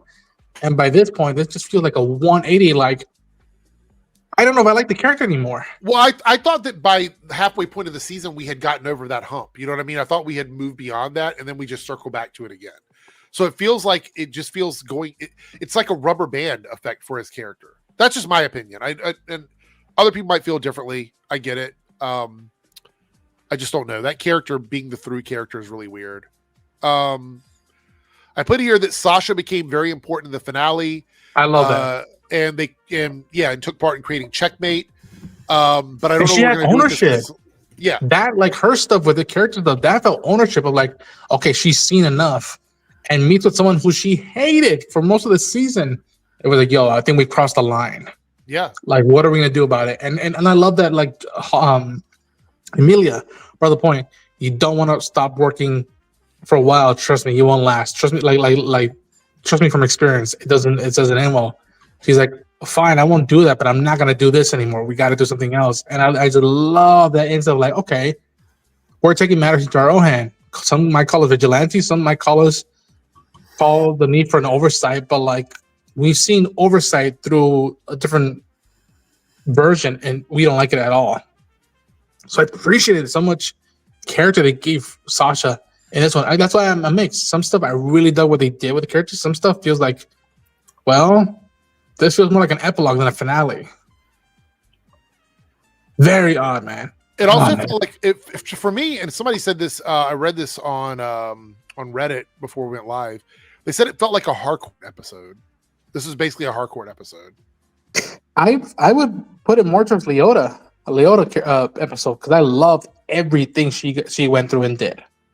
I love it. I can see the that best too. she's been this season. I could see that too. It wasn't a piece. It didn't feel like Chris was the important character at all in this episode. I know things were about him, like how characters were feeling about him, but there wasn't a lot about him because he was completely separate from everybody for most of the episode.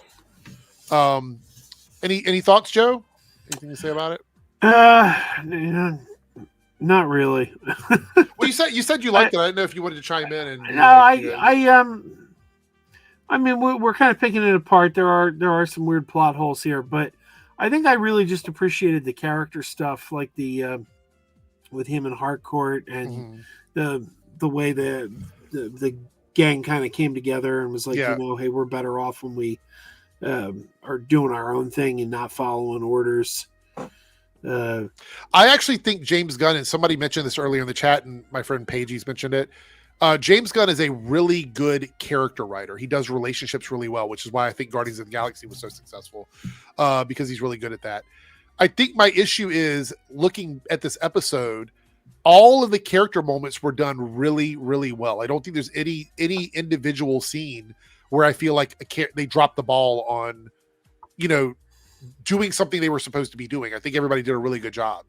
My issue is, I think I felt a bit jaded because there's no planned third season, and there's a lot of plot points that feel like they're getting dropped in this finale. See, I think that's where you and I are split. I think, I think you very much believe there's no third season, and I very much believe there is going to be one. I hope. I think that's the. I hope I am wrong and that you're right, because I want to see another season of the show. But I do think he's playing a semantics game. I think they're going to call it something else.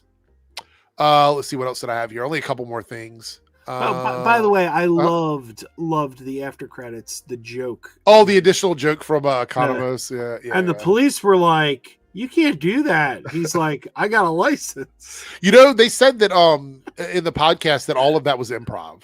Oh my god, none of that was written. He improv'd all of that in the scene. So I was dying on that one. I have a license. He was one of my favorite characters this season, I think, just in general. Okay, so the last couple things I had here was, so the big surprise that Argus wants to kick metahumans into this otherworldly prison. But how are they going to do that? Remember what happened to them when they faced off against an eagle? This is Argus. How are they going to catch the criminals and put them in this world? With what? I mean, they've been completely incapable of doing their jobs since we started watching the show this season. Yeah, unless in the Superman movie, Superman willingly turned himself into Flag. Unless if you get stuff like that, they're willingly. What are they going to do? So Darth says by making a deal with Brainiac. I think a lot of people after watching the finale don't think Brainiac is the next thing, because this Salvation storyline seems to be the through line for it at the moment. So I don't know if Brainiac is in the cards. I think we might be assuming Brainiac is, but I don't think it is now. Because remember, James Gunn had talked about like unexpected stuff. I think Brainiac might be too expected, to be honest. Yeah. I like Brainiac, but I wouldn't mind if they wanted to do something a little different. I think that's fine. The last bit here is what is it here? Oh, I put here James Gunn confirmed Salvation is a plot point moving forward, which is was on the podcast. And the last part I put on here was that I felt like the show became an extension of Lex Luthor, like after the last two episodes, because when Rick Flag had that meeting with all of the other guys from the government and explained to them what Salvation was, they made the point about him just following Lex's plans and feeling like, an extension of Lex or whatever. I do feel like that's kind of the direction for Rick Flag's character moving forward. I don't know how I feel about that either.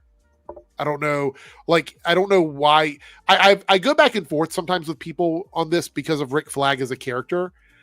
I don't see how Rick Flag got to the point where he trusted Lex Luthor. Even in Superman, that was one of the things that I had the hardest time dealing with. After the events of Creature Commando, that feels like such a far step for him to just go with. You know what I mean? For me, like, I'm trying not to imprint what I would do, because everybody does that a little bit. Like, what would I do in that situation? Would I make that choice? I'm trying to take myself out of it, and I'm just looking at it outside and going, do I think that Rick Flag would make these choices? I don't necessarily think he would do all of these. I think what we're supposed to believe, whether it's believable or not, I think what we're supposed to believe is that at the end of Superman, when that one character said, well, it looks like the metahumans are making the rules now. Are you ready for that? I think we're supposed to believe that that's the moment where Rick Flag had his "oh shit, Luther was right" moment. I think that's where they want to take us, but whether they're successful or have been successful or not is another question. But my problem is, and I'm going to go back to Earth X on this one, but not for the reason you think it is. What does that look like? Where is the metahuman oppression that we're supposed to be so afraid of? Because it doesn't seem to be happening. Argus is all ran by humans. There's only one metahuman, and that she's not the leader of Argus. In Superman, we didn't really see that. The metahumans work for Maxwell Lord. Like, I don't see where the superhuman oppression is coming from. Well, I think it's because because the superhumans went into a foreign country. And I think the theory is, well, they did it there, they could do it here. Yeah, but that seems like a huge jump considering no other superhuman other than Superman had done anything like that. True. Well, but that's the point. Superman was the only one who had done it, but then in the end, he got Green Lantern and Metamorpho and Hawkgirl, and Hawkgirl killed the president. Yeah, but we saw in the movie that wasn't because they wanted to do it; it's because of everything that the government was doing to Superman. So it's kind of like a self-fulfilling prophecy, right? It wasn't true. Those characters weren't doing that before. So my point is, if Superman is the only singular example of a metahuman doing something outside of what the government wants them to do, then it feels like it's a very thin plot point. You know what I mean? Like, if order for me to believe that Rick Flag Sr. would automatically side with somebody who is obviously a scumbag, I would need to see as a viewer what that looks like on Rick Flag's side, because keep in mind, his son wasn't murdered by a metahuman. Peacemaker's not a metahuman. Right. His son was just murdered by another person with a gun. So I don't even know why the metahuman hate would come into play, because Peacemaker is a human being. So I don't really understand the motivation behind that, because if King Shark would have murdered him, or Ratcatcher or Polka Dot Man or somebody with powers, I could see that being like, yeah, I'm against metahumans because look what they did to my son. Your son was murdered by another human. One of the few humans on that team. And he worked, and speaking of Tony here, after that whole thing, he went and worked with the monsters on Task Force M and Creature Commandos, and you could see that he's starting to feel a little bit of empathy towards what they're going with and what's going on with them. And I'm like, but metahumans didn't do anything. I mean, the one example, Superman, fine, fair enough. That might be Lex's reason for that. But even Lex had a fake metahuman, or a fake character as Ultraman dressed as somebody else, who was pretending to be a good metahuman stopping a bad metahuman. So I still don't even see how that would apply. So I don't know. I'm having trouble trying to figure out why Rick Flag Sr. would just completely start trusting in Lex when nothing Lex has told him has really happened. I mean, am I missing? Is there an example between the three shows, between the two shows in the movie, where metahumans had done something so awful that we're supposed to believe that all of this is necessary? I can't think of anything. I'm asking genuinely. Does anybody remember? Yeah. I don't remember. Superman crossing international lines. Okay, I give you that. But I think that's the only example I can think of. I think the number one thing would probably be Hawkgirl killing the president of Jarhanpur. Which he said there will be repercussions. He has said that. Yeah, but that happened after all of this vendetta started, though. That's what I'm saying. Like Rick Flag made the decisions he made before that happened. Not afterwards. When he decided to listen to Lex in Superman, it was before Hawkgirl murdered anybody. I'm not saying we have to justify Lex's reasons. I'm talking about Rick Flag's reasons. Like Lex is going to do what Lex is going to do, right? Rick Flag deciding to follow Lex with literally no proof of metahumans doing anything that Lex is saying feels to me like a weird choice for him to make. So right here, Gunn said this. He said this. It has not been portrayed in any of the shows or movies that he has done since he's started the DCU. So if the storyline is that we need to lock metas up on this world separate from people because they're so dangerous, you can't say it in an interview. You have to show people somewhere that this is what is happening. He's had an opportunity now 3 times to do this, and I don't think we've seen it. Matter of fact, saying it doesn't work. You have to show it. Just saying that things happened isn't going to be enough to justify an entire storyline. What he should have done is shown some sort of snapshot of metahumans doing something really bad, unconscionable stuff that makes you go, okay, this is why they're doing it. And then you can show us that maybe there's another reason, right? Maybe this happened and it was an accident. Maybe. Yeah, especially if they eventually go down the President Luther line, they have to really write the character to be like, I can see his point of view. I don't agree with it, and I would never go down that road. But I understand why he thinks this way. And we haven't gotten that yet. And look, we might get there. Maybe Clayface will be one of the snapshots into that. Like maybe Clayface is going to show us this is why metas are so dangerous. And that's fine. But for me, right now, I'm like, I don't see how metas are super dangerous to the point where you have to lock them up on another world. It seems to be like consolidating power for Lex Luthor because metas threaten his power. So he wants to lock them up so he can be the one calling all the shots. That's what I think. Wild Guy, I know you're saying this because you're a huge fan. We're all huge fans of these things. But these movies and TV shows are made for general audiences, not just diehard fans. If you're going to set up a storyline that establishes some massive threat, you need to show us what that threat is. Just saying it isn't enough. That is bad storytelling. For me. Show, don't tell. For me. I'm not saying you can't pull it out on the other side. I think James Gunn is capable of doing that, right? I think there's bright spots in the DCU moving forward. Checkmate is a bright spot. I would love another season of Peacemaker, even if it's through the lens of a Checkmate TV show. I would totally be okay with that, right? I'm totally okay with that. But for me, this finale just felt like there was a lot of loose ends, a lot of things that I really, really wanted from it, and it just didn't deliver on all of them. So I think the season was good. I think the finale left me a little, like, wanting a little bit more from the show. Yep. That's all. On a slight tangent. Yeah. I've seen the movie 9 times. I should remember the name of the country. Jarhanpur. Yeah. The president, I don't remember what the president's name was of Jarhanpur. As a DC Comics fan, did anyone else think that should have been Rumen Harjavati from the country of Balia? I don't know that character that's out of DCU or DC. Balia was a country, like a Middle Eastern country that they introduced in like the Justice League comics in the 80s. They were like eventually the Queen Bee took over, but they had a dictator named Rumen Harjavarti. Yeah. And like it almost seemed like that character was based on him. So I was like, I wonder why they didn't just use those names. I don't know, because he did a whole interview where he talked about, he kind of dug himself in a hole. I'd have to go dig it up now, but he dug himself in a hole because he was talking about the parallels to what's going on with Gaza and Israel and stuff. And so I think he was trying to be very careful about what kind of visuals he used to make sure that it didn't feel so like spot on.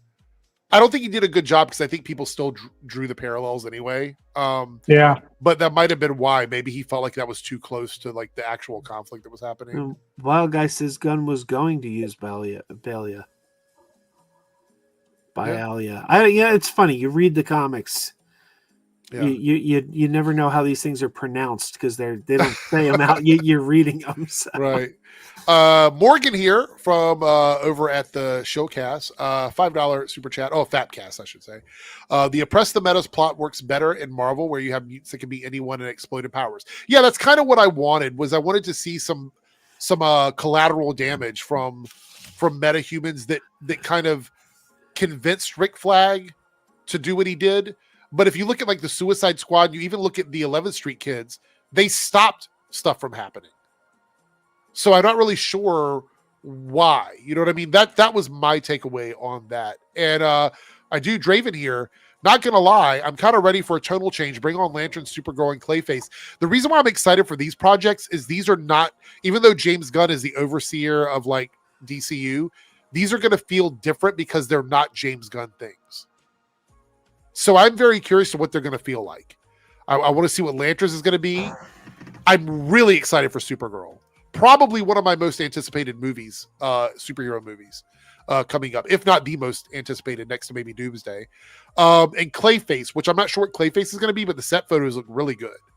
So I'm really excited for like a body horror type thing from DC. So I'm looking forward to all of those things, 100%. Let's see here. We had a comment here. Here it goes, Wild Guy. I mean, it isn't the overload of containment on metas a good enough reason to want to do so, but that is assuming that all metas are dangerous and have to be contained. You see what I'm saying? Like, this is my issue. The statement is that metas are dangerous and they need to be placed on another world. Full stop. This was what Rick Flag was saying in this episode. You have to show me some sort of juxtaposition between good and bad metahumans for me as a individual person to understand why he feels this way. And I don't think they've adequately done it. That is my complaint. Because it goes back to Earth X. Lock up all the black people, they're all bad. Lock up all the gay people, they're all bad. You know what I'm saying? Like this is why it was really important for him to nail the Earth X storyline, which we already know. He didn't do it. Sorry. There's some shining moments in it, but he really didn't do it. So my point is, he didn't show enough. He didn't nail it enough. So that's why we're having trouble rationalizing this storyline, because I think these were supposed to be similar storylines. Yeah. I'm not gonna lie, y'all. I'm a little bummed out. I am bummed out that like I didn't dig this finale as a whole. And I know I'm gonna hear from friends who are like, we told, and it's like, no. The thing is, it's right there. There's stuff here that could have made it a good finale. Well, and if you wanted more, we would leave it to open like possibility. But it just feels like, yeah, damn, I'm a little bummed out. You know what I mean? Yeah. I just look. I'm not saying that the show is awful, because I had a lot of fun watching. Exactly. This, right, I had a lot of fun, and I don't think a finale is the totality of what a show does, because I've said this before, shows are different from movies in the sense that you can pick and choose what parts you really enjoyed, and you can justify changing your score about it. I would still say that I had a lot of fun watching Peacemaker season 2. So I don't regret watching it at all. And I think the first portions of the season were really strong. I think that the problem is that there was a dropping of the ball for the Earth X storyline. And I think that also caused the issues with this episode for me. So it was like a domino effect, in all honesty. Captain Cato says, Eric, it's the fact that like in the real world, if there's something different as much as superpowers being loose, wouldn't you think the same in a leader position? Okay, so let's think about this in the real world. We don't have superpowers. So what's the closest thing we have to looking at people from the lens of this allegory, right? It's people who are different. Right? That's what we're talking about. So this is why the Earth X storyline existed alongside this storyline. This is what James Gunn was trying to nail, and I can tell that a lot of people didn't get it. So let me explain this to you. The Earth X storyline in this season was supposed to have us feel and understand that locking people up indiscriminately based on something like their skin color, their sexuality, their gender, whatever it is wrong. And that's why Earth X is a bad place. Thus, doing it to metahumans is also wrong. However, the correlation between those two things, there's a disconnect. It didn't work, and now people don't understand why. So this would be like going around and rounding up every gay person or every trans person or every black person and locking them away because they are different. Now, you might say they don't have superpowers, so why is that? Why would we even do that? The issue is that's the only real allegory we have in this world to pull from, is by having people that are different. This is why they tried to do it with Earth X, and this is why it failed. So that was a problem in the storytelling for me, personally. However, it doesn't mean that I dislike the whole season. It doesn't mean that I won't go back and watch it again. I probably will because I've watched Peacemaker season 1 a few times now. So I'll probably go back and watch that as well. But I think indiscriminately saying that everybody with superpowers needs to be locked up is a bad thing to say because they are allegories for people who are different people.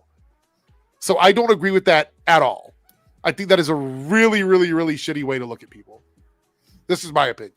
No offense to you at all, Captain Kano. But yeah, I would not do that. I would not do that at all. All right, so let me see here.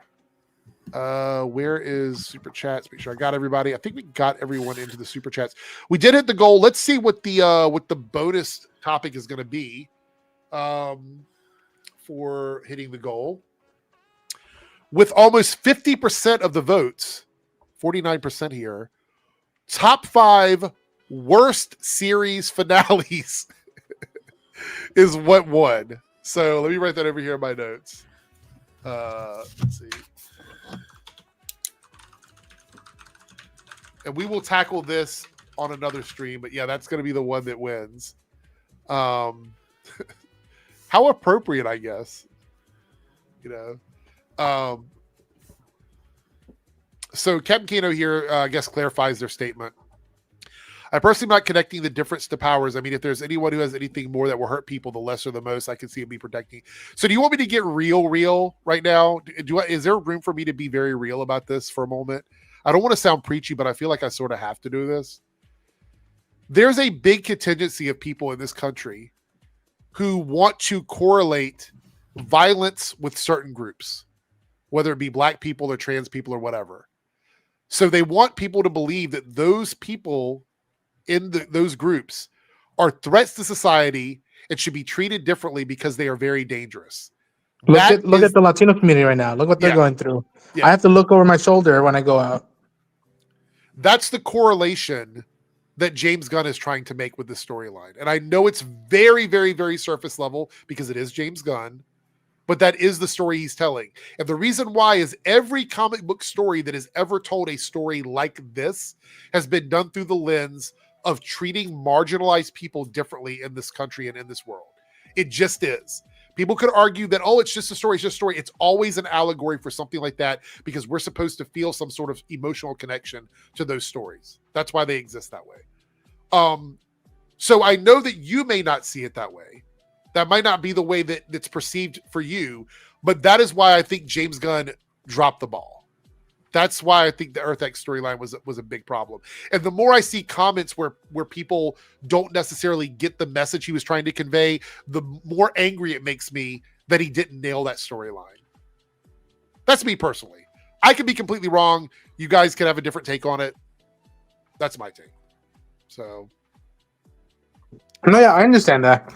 I don't have too much problem with that episode, but that's why I'm thankful that stuff like the X-Men exists, because usually, and we'll see when the movie comes out, usually they're not the ones they're afraid of. They're like, we could literally change the title for something more not so subtle about what the book is, and it would still be the same. I mean, Jay here says Vulcans have more strength than humans in the Star Trek universe. Should the Vulcans all be arrested and locked up somewhere? That's my point. Yeah, I mean, that's what I'm saying. Like, if we start looking at people who are different and going, they should be locked up because they're different and they might be dangerous, that's a bad standard. It just is. I don't know. So Jasmine here says, when you say worst series finales, do you mean shows that had a proper ending, or are you including those that were canceled?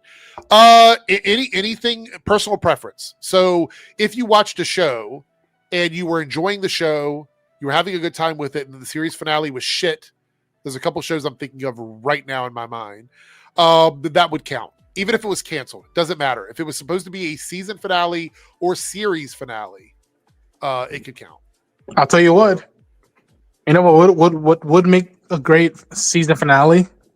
List one like the best season finales. Yeah, Creature Commandos. That's a good season. Yeah. No, that was good. Look, we'll probably do worse and then we'll do best. You know what I mean? Like we'll probably do both of those at some time. Yeah, at some point. But I see it's like I wrote it. Darren wasn't able to make it. I didn't think he'd get to watch the episode, which is one of the reasons why he's not here. And we know that 3Dub isn't watching it, so he dropped out. And I know Jake's not watching it, so he didn't want to come in because he's not watching it. Thought it was kind of interesting. Like I was like, so this is probably why the show is so divisive. Is some people just don't see it as like, worth investing in or watching. I think that's a shame. I think the show was pretty good. There's a lot of great character stuff in it. It's a shame. Yeah. All right, so we do have I know it's probably not interesting enough for everybody here, but we have the what is it, the prequel to It coming out, like Welcome to Derry. Yeah, is it next week or is it the week after? I don't know when it releases. I don't know. Let me see. Hold on, let me check. Welcome to Derry. Is Andy Muschietti behind it? Like, I believe so. Yeah. Okay. Let's see. Welcome to Derry, based on the novel, Chapter 2, prequel. It's the history of Derry's curse. It takes place in the 1960s. And it's Andy and Barbara Muschietti. Okay. The showrunner is Jason Fuchs and Brad Caleb Kane. Andy Muschietti directed the pilot episode, and he's involved in the entire show's tone and design.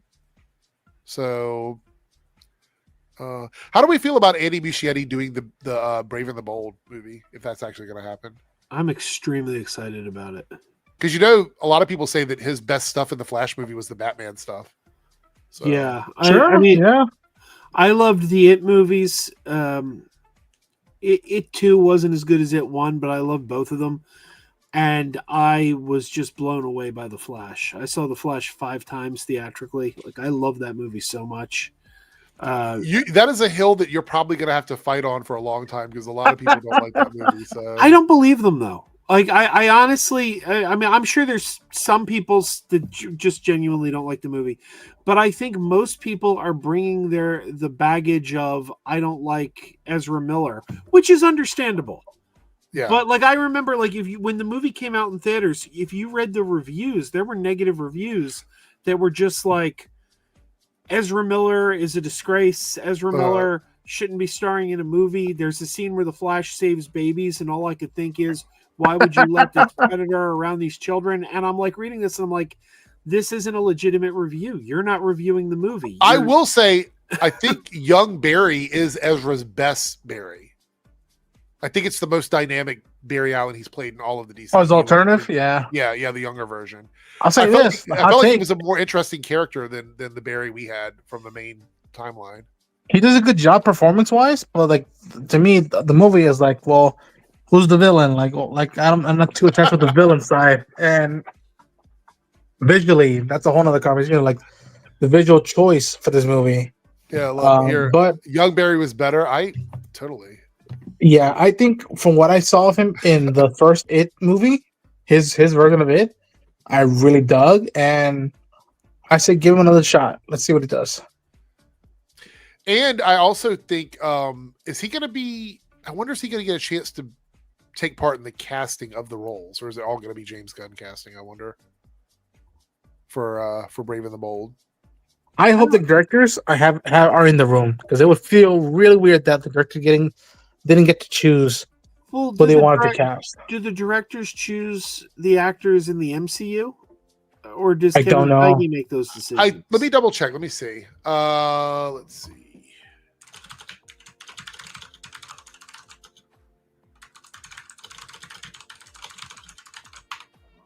Let's see. Wow,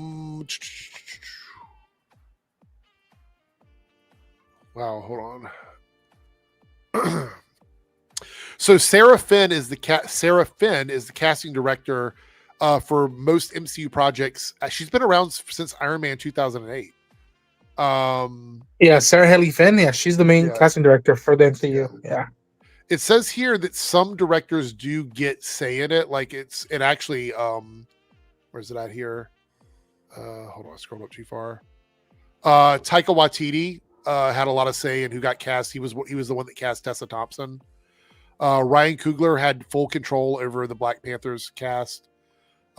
James Gunn had a lot of Yep. control over his casting choices, especially with Star-Lord and Drax. Yeah, Dave Bautista. And it says Palm. I can't Clementif. say her last name. Clementif. Yeah, was also his choice as well. It does say here though that Marvel does have to sign off on their choices, so it's like they get to choose, but Marvel does get to veto, I guess, if they don't like the choice. So I would be okay with that with Brave and Bold. I mean, as long as Andy gets to bring in some options and him and James get to collaborate on it, I think that's fine. But I would hate for him to have people casted for him that are not, that he doesn't like, because I feel like a director has to get along with the people on set with them to make a movie work. This is why James Gunn works with a lot of the same people. Well, most directors do. James Gunn gets flack for it, but how many times has Martin Scorsese had Leonardo DiCaprio or Robert De Niro? You know, Tarantino. It's most directors have their stable of actors, and it's just the way they work. Columbia Enriquez says, I haven't watched the last Flash movie. I do want to watch it, but the fact that Ezra Miller's in it stopped me from watching. Yeah, it's just some people don't like Ezra. And I get it. I understand why you wouldn't like Ezra, but I would remind you, hundreds of people worked on that movie, not just Ezra Miller. Yeah, and the 100 like that, Michael Keaton wasn't to blame. Look, Ghost Bubbles jumps in. Tim Burton and Christopher Nolan also do it as well. They work with a lot of the same people. Yeah. And it's not just on camera, behind the scenes. They also have a lot to do with the people that work, like cinematography, soundtrack, score. A lot of times they have a lot to do with that as well. Sam Raimi with Bruce Campbell. Yeah, that's another one. Joe Dante. Joe Dante is one of my favorite filmmakers. But like Joe Dante, every movie. Well, he's passed away now, but before he passed away, you knew Dick Miller and Robert Picardo were going to show up somewhere if you're watching a Joe Dante movie. Let's see here. Says here, Feather Guardian says, say what you will about Gunn, but he at least has the talent to bring the people he needs. Yeah, I think when it comes to making decisions to get a project done the way they want it, I think James Gunn does a really good job of that. In all honesty. Let's see here. And Jay's singing my song. Still angry Batgirl was scrapped. Yeah, what do you think about that, Ronan? Were you looking forward to the Batgirl movie with Michael? Oh, dude, I gotta tell you about Barbara Gordon. Like, I was so pumped, like, just to finally have her own movie. And I've always said that, like, in another world, Alicia Silverstone could have been a great Batgirl in the movie. And the fact that Paisana was going to be able to play Barbara in the movie made me proud. The fact that Brendan Fraser was going to play, what's his name, Fly? Oh yeah, Firefly. It was just, from what I had heard and seen of it, I was like, at least give me a try to like watch it and see if it is any good. I get so many movies that I'm like, I wish I didn't see that movie, but I just like, you're telling me this is the one movie we couldn't watch because of fucking taxes. That was on my top 10 most anticipated films of the year. The year it got scrapped, and I'll tell you, the thing that had me most excited was, like, in 2018, I went and saw a movie and was so blown away by the movie. I said, "Who wrote this? I need to find out who wrote this." Because this person, I love this person. And the movie was Bumblebee, and the writer was Christina Hodson. Bumblebee is my favorite Transformers movie. Mine too. And ever since then, I've made it a point to see everything Christina Hodson writes. And she wrote The Flash. She wrote Birds of Prey. She wrote Batgirl. And didn't get to see Batgirl. And it kills me. All right, so Lone Wolf, are you still in the chat? I know you wanted to jump on and just give your thoughts on Peacemaker. If you're still here, let me know before we start to wrap up. If not, I do apologize. So let's see here.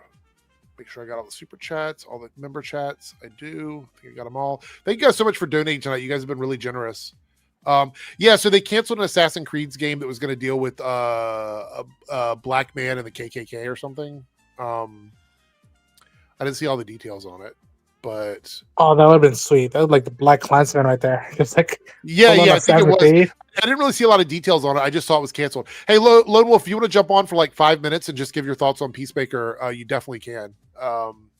If you still have the link, because we're going to wrap up here soon. But yeah, for sure. Says here, do you think we'll get a crossover with DC and Marvel? I think James Gunn and Kevin. Well, I don't know if Kevin Feige's done it, but James Gunn has joked about it. It's like it's being a possibility. I think that we will reach a financial point where that will work. But I don't know what that's going to look like, honestly. I think it's too soon for it now, but yeah, I think after we establish the DCU, so it was post Civil War era. That's interesting. That's a hell of a concept. Yeah, with the new crossover comics, it's like these are slowly baby steps. Right. Inevitable. And now more than ever with James at the helm, like I could buy it. I could see that happening. Be like, yo, let's do it. But like let's make it worthy of a reason why we're doing it. Yeah.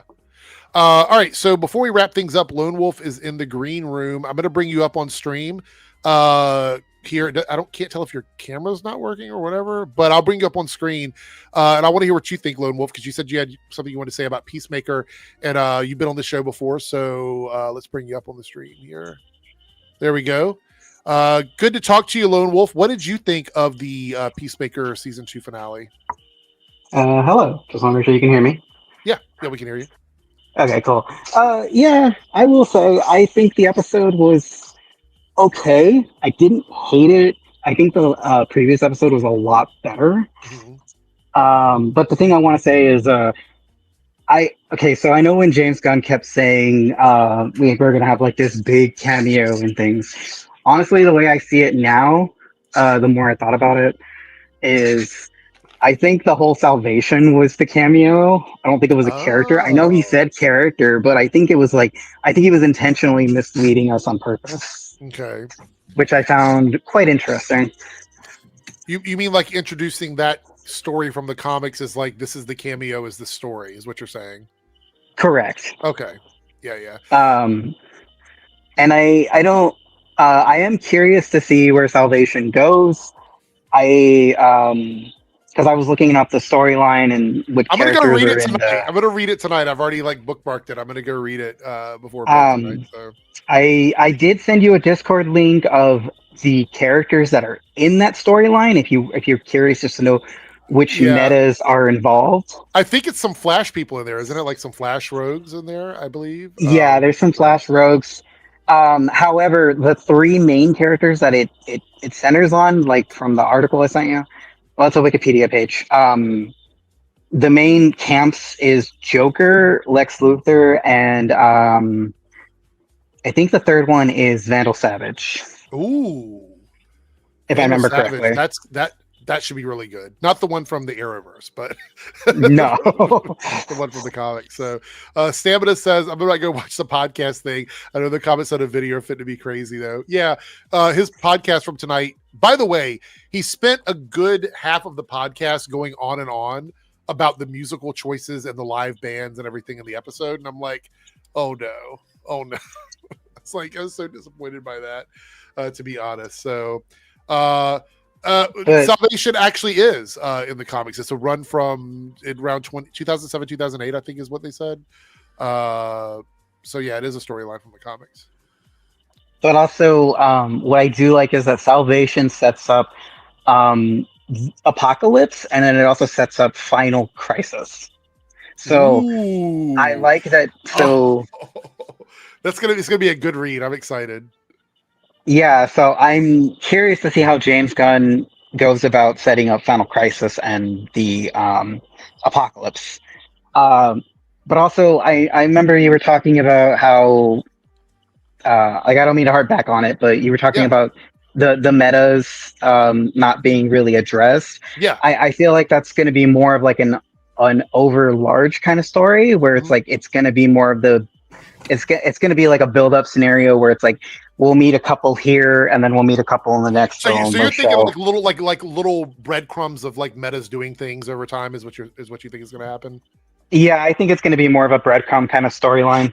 Okay, I hope you're right. I always want to hope on the side of like I want it to be good. You know, I don't want it to be bad. So I hope that's right. I'm just a little disappointed in Rick Flag Sr. That's all. Like I feel like that character is the biggest for me out of every character on the show. That is the one that I was the most disappointed with. But I'm glad to hear your feedback on that. So go ahead. Yeah. Okay, yeah, I get your whole point on the Rick Flag storyline. But like the chat, and I saw some people in the chat, and I was agreeing with them.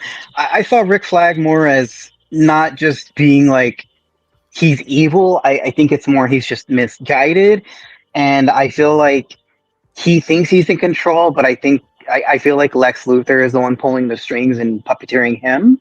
That's how I saw. That's how I took it, at least. I don't know if you have any opinions on that, but Not really. I mean, I like to hear other thoughts on it. I don't have any strong opinions about it or anything like that. Fair enough. I did see here that Wild Guy says James said on the podcast is one of the big stories for the DCU. I'm not arguing that the Salvation storyline is not going to be a big story. Matter of fact, I think I'm the person that said it here. Like I'm the one that pointed it out. My issue is that I don't think there was a justification for the threat with Rick Flag leading up to what happened in Superman and now where we are in Peacemaker. But again, maybe we will see more of that. Maybe we'll get an out of time movie that's not chronological with the other movies that shows like, look what metahumans were doing. I think The Authority probably would have showed that. I think The Authority would have been the movie that would have, went diving into what metahumans can do and how dangerous they are. I think that's what that would have done. But we're not going to get that now. We're not going to get the Authority. I think I don't even know if we're going to get an animated Authority movie at this point, to be honest. I'd like to get one. If anything, I'll take an animated.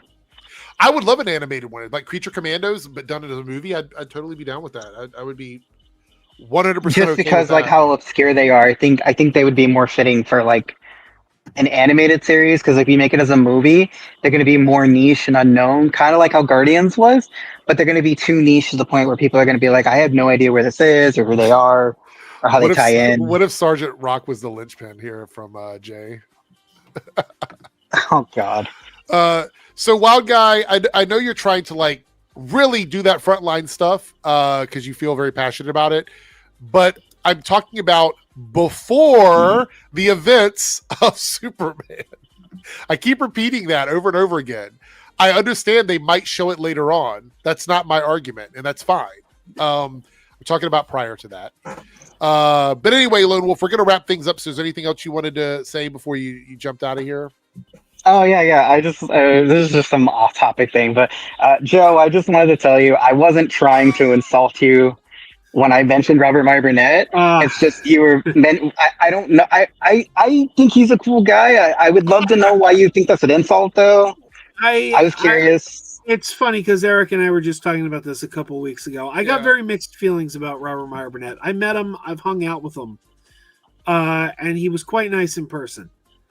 But I don't like the fact that he associates with those Friday Night Tights guys. Like he'll go on, he'll sit with people who are openly racist, and be like, oh no, Gary from Nerdrotic, he's a good guy. You just don't know him. He just loves sci-fi. And I'm like, yeah, he loves sci-fi and he hates gay people. Hey, he's a great guy. I mean, I'm gonna be honest. I didn't know that. Yeah. Which is why the controversy about John Campea and them like not doing a show together anymore. I'm assuming from what I've heard from people is there was a lot of public pressure to bring Robert back on the show. He's back. I can tell you because I'm in the minority here of the channel, but I do watch Campea's videos just because I like the topics he covers. I'm not a regular viewer of Campea, but I do watch some of his clips. So I watch him almost every day. I actually do think he does one of the best movie shows because he keeps it about movies. I don't always agree with his opinions, but I'm not going to agree with everything he says, but I do think he is knowledgeable enough. But also, I will say this: I've been watching him since his AMC days, which was way back in the day. That was when I came across him. Chevity says that's the side of R&B I don't see on the because John Campea doesn't go down that. He doesn't cover that kind of stuff. So you only see it when Robert is other plaplaces, like on Nerdrotic. In fact, Campea speaks out against it, which makes me wonder. Campea has to know.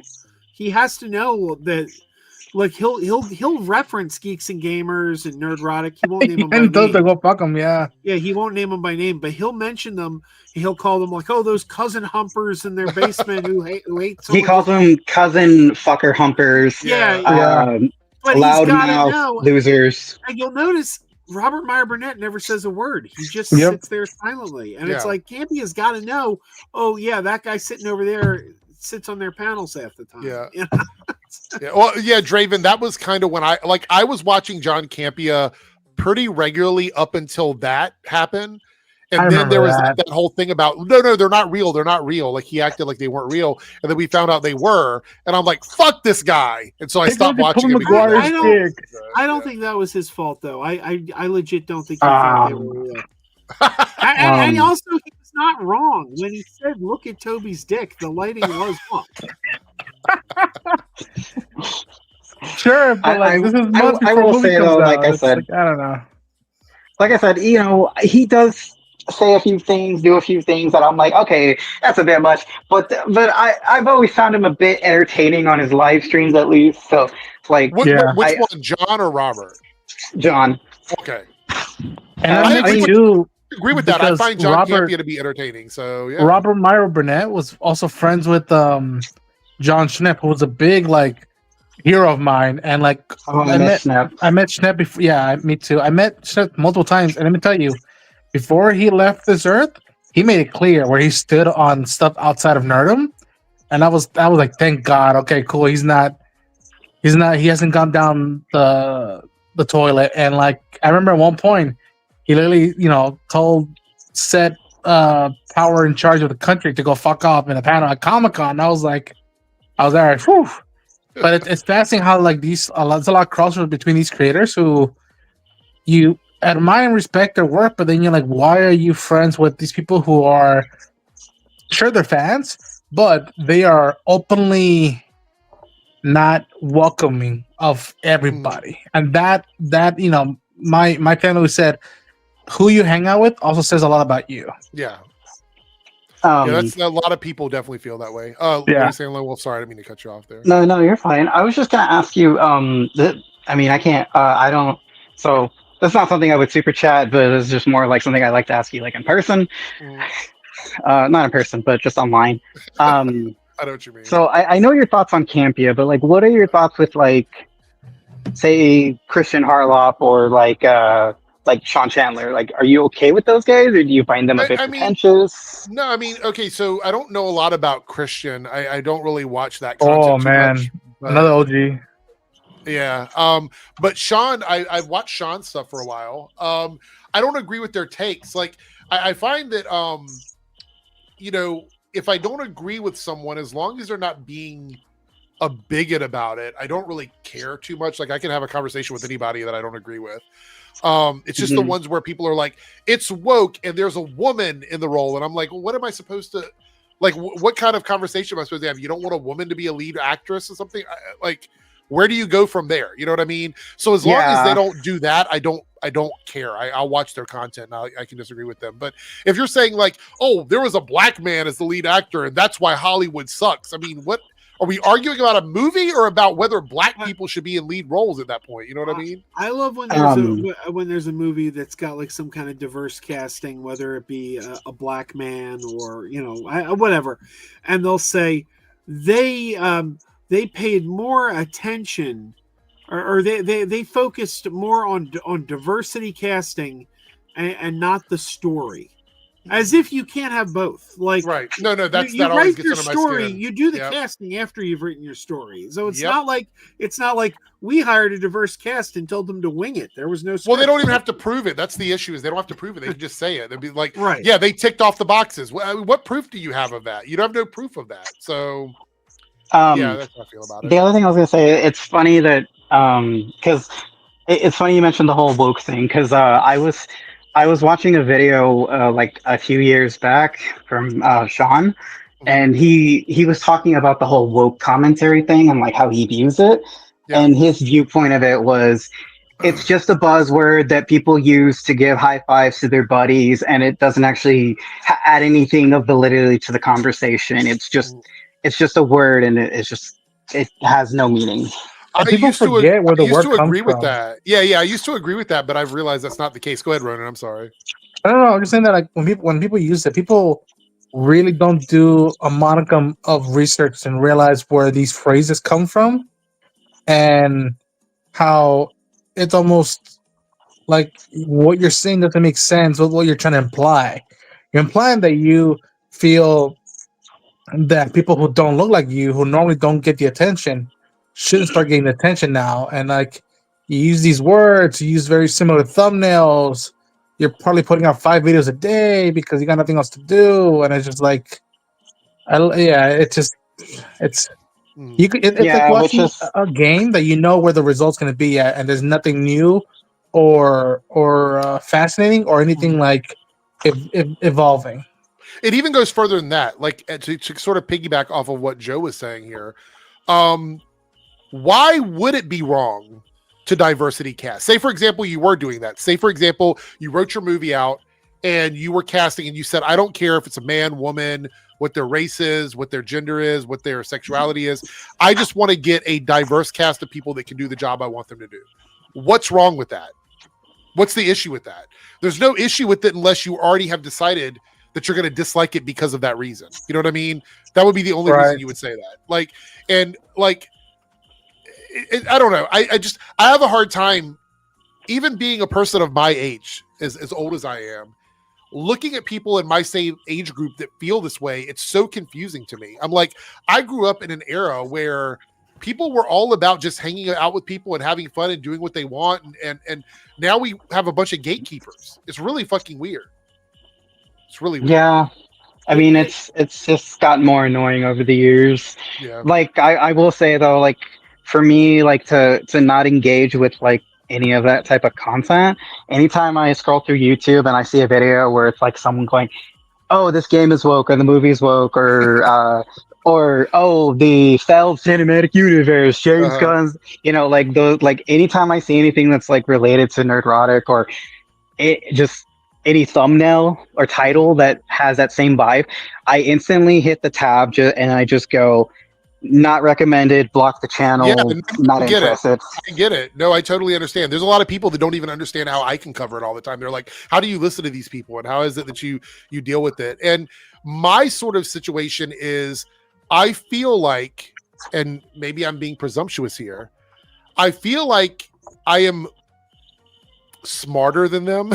And I feel like I'm more savvy than them. And I feel like I'm onto their game. You know what I mean? So I always look at it like these people are out here lying to their audience. And I want to at least put out something in the world that counteracts what they're doing, even if it's only a little bit. So that's why I do it. But if I were someone that wasn't making content and I wasn't in this world of like podcasting and stuff, I would just ignore it as best I could. There's really nothing else you can do, because if you're not pushing back against it actively and you're unironically engaging with it, you're helping their cause. Yeah. And it's funny you bring that up, because I remember back in the day, when it came to reaction channels, I used to watch, I would watch Real Rejects, and I would and then I saw Tyrone and I was like, oh, he's funny. So I subscribed to him. But once he started turning woke, I unsubscribed. And then I was also watching another reactor. I don't know if you know him, but his name is Akasan. I think he's pretty funny. I love Akasan. Yeah, so I watch Akasan, I watch Real Rejects. Tyrone fell off for me, so I got rid of his channel. Yeah. What were you going to say, Joe? I think you were... I was going to say, did I ever tell you the story? Probably not. Did you hear the Big Woke Joe story? No. Oh, for about a year ago, I was going by the Big Woke Joe. That was the name I was putting at the bottom of the screen, Big Woke Joe. And the reason is because I had a viewer who contacted me to tell me that I should, that the Acolyte, he contacts me to say the Acolyte is garbage. This is his initial statement. Emails me. In his email, he says, the Acolyte is garbage and you shouldn't watch it because Disney is grooming children by pushing a gay agenda down their throats. Right. That's his intro. So I write back to him and I say, that's homophobia. And this guy throws a fit. Right. And goes and makes 20 videos about me. where he starts calling me Big Woke Joe, and that's like his. That is so stupid. He's insulting me. I'm Big Woke Joe now, and he gets a picture from one of my thumbnails of me like this, and he puts like a gay pride flag on me. Like he puts it on there. So I adopted the name Big Woke Joe. Right. And I took that picture he put of me with the flag on me and started using it in my thumbnails just to piss him off. Once you do that, you take away their power. It's gone. They have no power anymore once you do that. It was funny. But he says, he goes, he said in the video, he says, Joe, if you tell Joe you don't like something that he likes, if you say you don't like what he likes, he automatically says you're homophobic. Oh. And I responded, let me correct you there. I didn't say you were homophobic because you didn't like a show I liked. I said you were homophobic because of the homophobic thing you said. Right. Yeah. Yeah, exactly. Funny how that works, isn't it? It's funny you bring up no, like I was gonna say another person that I like watching, and you know, he gives negative reviews. He every now and then he's critical, but at least he's not yelling woke, even on the stuff that, you know, that a lot of people try to say is woke in the Marvel. Whose name you're gonna say? I'm nervous to hear who this is. I was gonna say I find Angry Joe really funny. Oh, Angry Joe. Angry Joe's a weird one for me because I used to watch him back in the day. I don't have anything against Angry Joe, but I used to watch him a lot back in the day. And then I just kind of stopped watching him because he got to the point where it was just a lot of more pedantic-y than I like. And I can be pedantic, but it just felt like it was very pedantic-y or whatever. And then I just kind of stopped watching him. I have nothing against him, but I've heard people saying that he's kind of in the anti-woke stuff now, but I don't know if he is or not. I haven't watched. He is not. I can tell you that. I watch his reviews still. What he does is he just says, "I don't like it," and then he just explains the plot and the reasonings on his. If you can explain to me why you dislike something that isn't like surface level, I'm totally down to hear it. But the vast majority of the people that I criticize are people that just have surface level. Do you still watch Doug Walker? Holy shit. I haven't heard that name in forever. Are you talking about Nostalgia Critic? Yeah. No, I drove. Yeah, I used to watch him. You drove to Starbucks, Joe? What's that? No, I was volunteering at a convention and he was a guest, and I had to like drive him back to the hotel at the end of the day. Yeah. He seemed nice enough. I don't really watch his channel, but yeah. But I was gonna say, like, yeah, Joe likes to, you know, he gets angry sometimes on his reviews, but I feel like the one that I like listening to the most is Alex, because on Alex, he's like the most. Great. I love Alex. Alex is my favorite member of that crew for sure, 100%. He's like the most down to earth out of the three. Yeah. No, he's great. He's funny. By the way, we have Angry Joe and Crazy Joe. So we got two different Joes. One's angry and one is crazy. So also, I was gonna say, Alex reminds me of your brother. My brother? Yeah, when criticizing films. Yeah. By the way, my brother is good. He's out of the hospital. So if anybody's wondering, he's good. Yeah, he's out of the hospital. He's recovering. Saw that in his server. Yeah. He basically has to change his diet, but other than that, he's okay. So that's good to hear. But anyway, we're going to jump out of here. So I want to thank everybody for joining. We had 3Dub here earlier. He dipped out, but definitely check out 3Dub's channel. Joe from Crazy Joe's Concession Stand, who I was on his live on Tuesday for a little bit.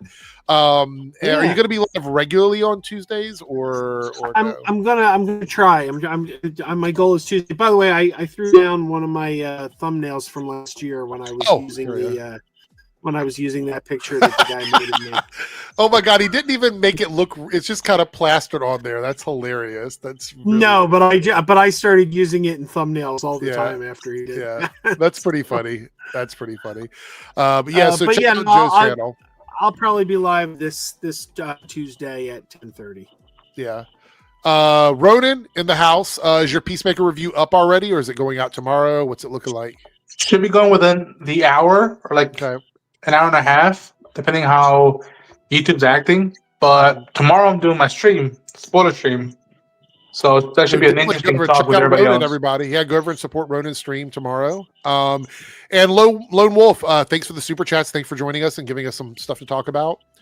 You're welcome. Yeah. And thanks everybody for watching. I will be live again on Monday, hopefully covering stuff from New York City Comic-Con. We got that coming up, so we'll be talking about that.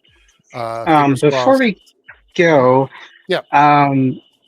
So I know you have a bunch of like top 5 things coming up soon. Yep. There is one that I would like to join for, just because I think it'd be hilarious. Which one? Don't say the Gooning one, please. Don't say the Gooning one. So. Yes, that one. I want to join that one just for the shits and giggles. All right. That one's going to be coming up. I will be sure to let you know in advance when we're going to be doing that one. By the way, I've taken that word back. Oh, have you? Clerks 2, I'm taking it back. You know. Oh yeah. But I probably won't be able to join until you get to that portion. That's okay. I got to take care of my daughter and stuff beforehand. Yeah, that's fine. Yeah, we get it. You're a good man. I'll be a good dad, obviously. All right, we're gonna jump out of here. We'll see everyone later. Have a good night and take care.